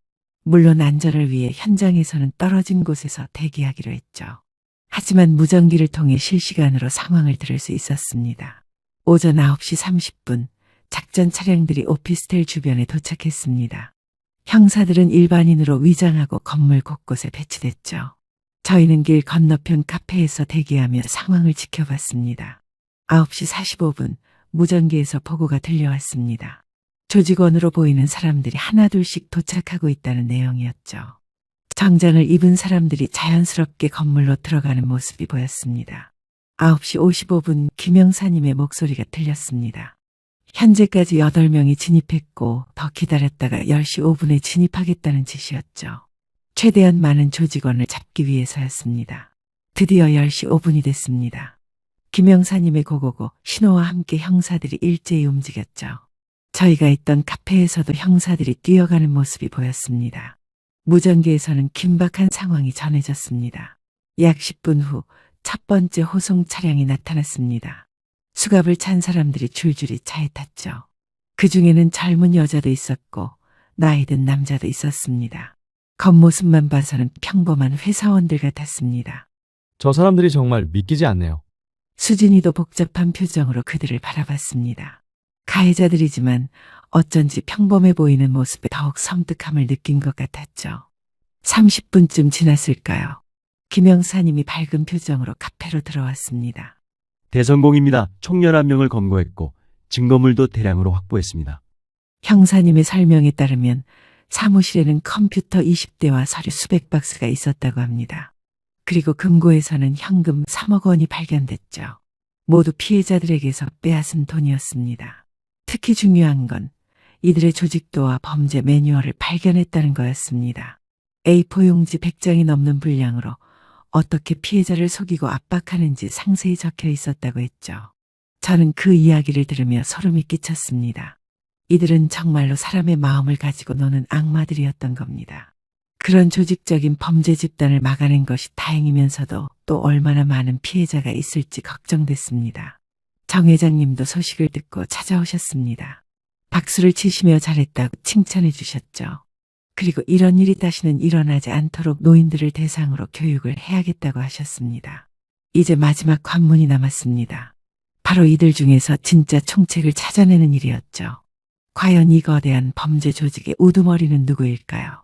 체포된 지 3개월 만에 드디어 재판이 열렸습니다. 그동안 검찰 조사와 추가 수사가 진행됐고 저희도 여러 번 조사를 받았죠. 오늘은 첫 공판 기일이었습니다. 법원 앞은 이른 아침부터 북적였습니다. 피해자들과 그 가족들 그리고 취재진까지 몰려 있었죠.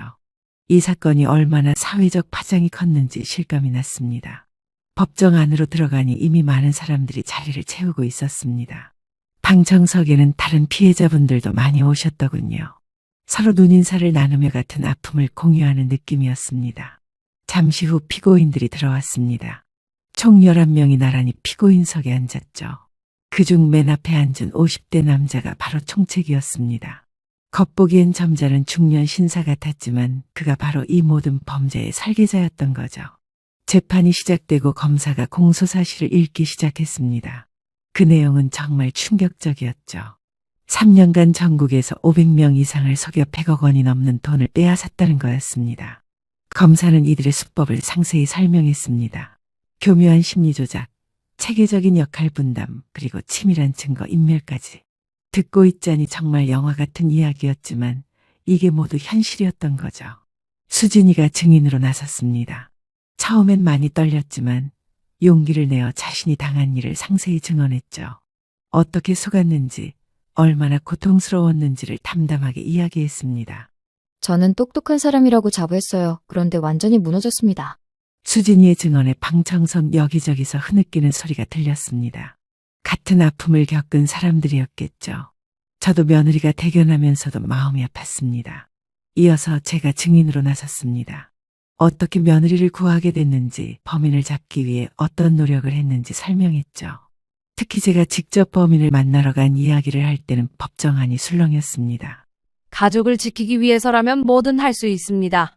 그게 부모 마음이잖아요. 피고인 측 변호사가 반대 신문을 했습니다. 우리가 함정 수사를 했다며 문제를 제기했죠.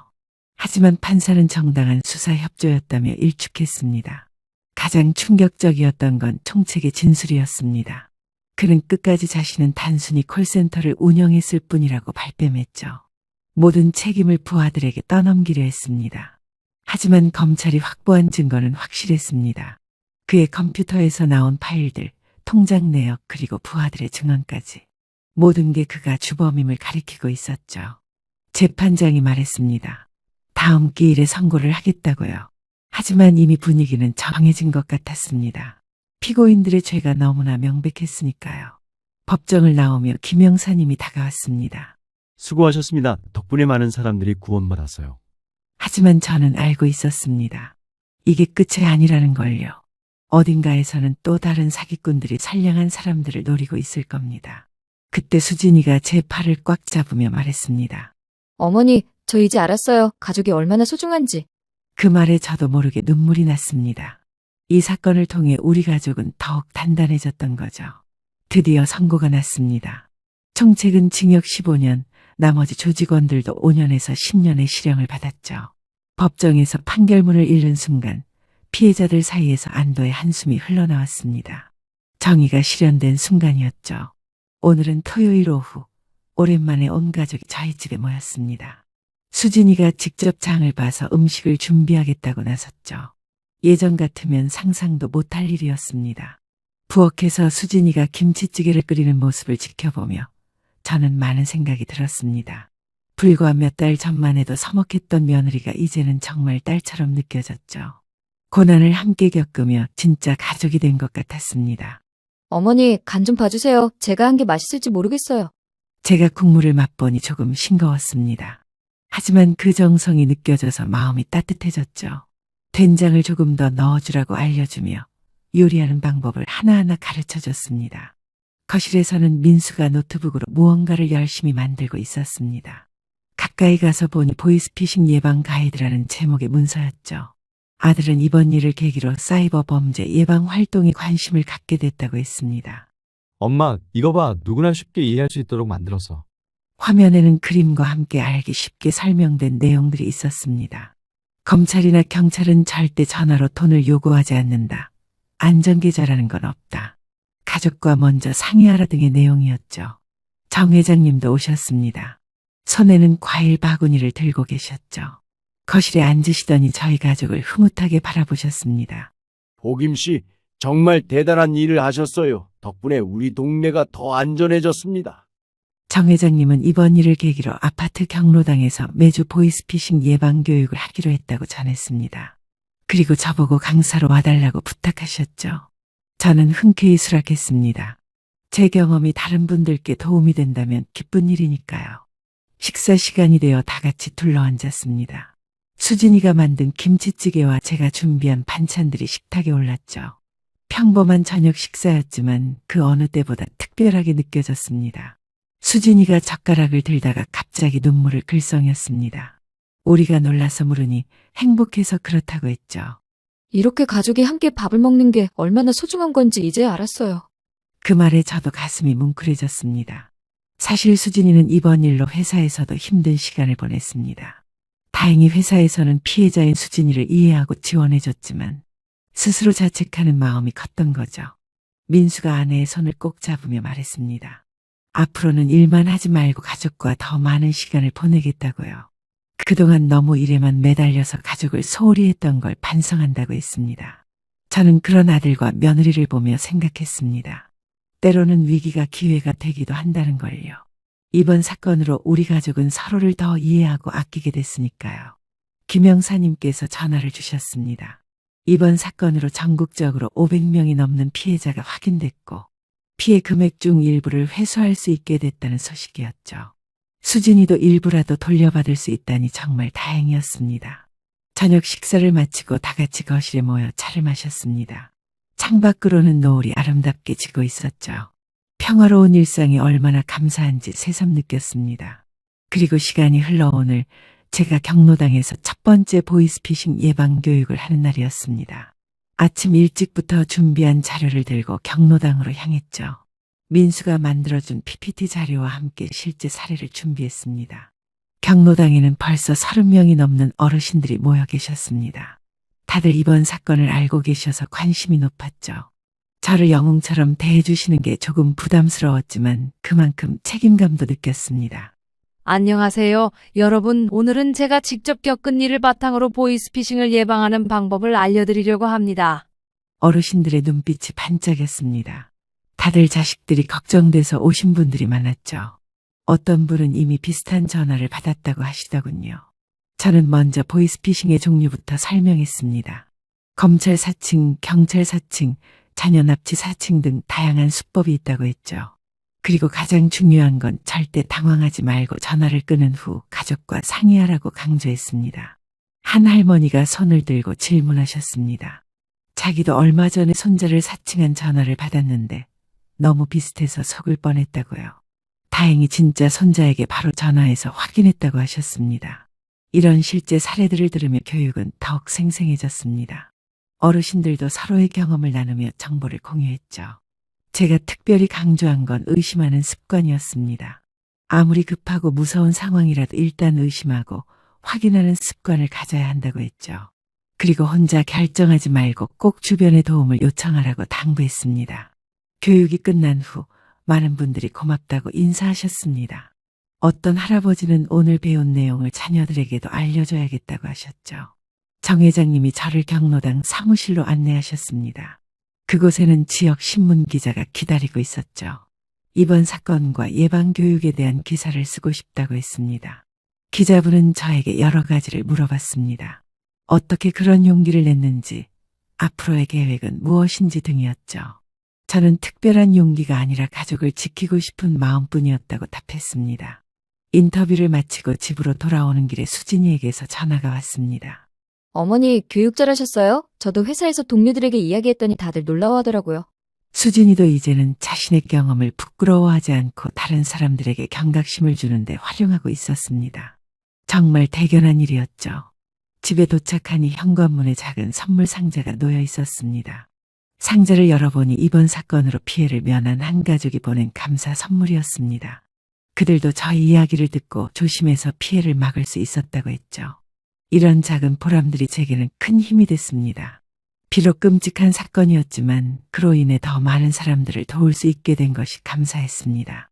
저녁에는 경찰서에서 연락이 왔습니다. 저를 명예 시민경찰로 위촉하고 싶다는 내용이었죠. 정식으로 보이스피싱 예방 활동을 할 수 있는 자격을 주겠다는 거였습니다. 저는 잠시 고민했지만 수락하기로 했습니다. 제 나이에 새로운 일을 시작한다는 게 부담스럽기도 했지만 누군가에게 도움이 될 수 있다면 기쁜 일이니까요. 시간이 정말 빨리 흘렀습니다. 어느덧 그 사건이 있은 지 6개월이 지났죠. 이제 매주 금요일 저녁은 우리 가족의 특별한 날이 됐습니다. 오늘도 어김없이 민수와 수진이가 퇴근 후 저희 집으로 왔습니다. 수진이는 이제 제법 요리 실력이 늘어서 오늘은 잡채를 만들어 왔더군요. 어머니, 이번엔 자신 있어요. 유튜브 보고 열심히 연습했거든요.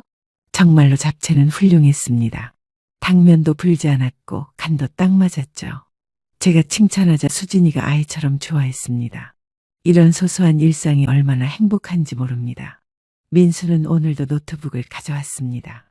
이번엔 보이스피싱 예방 앱을 개발하고 있다고 했죠. 의심스러운 전화가 오면 자동으로 경고를 해주는 앱이라고 설명했습니다.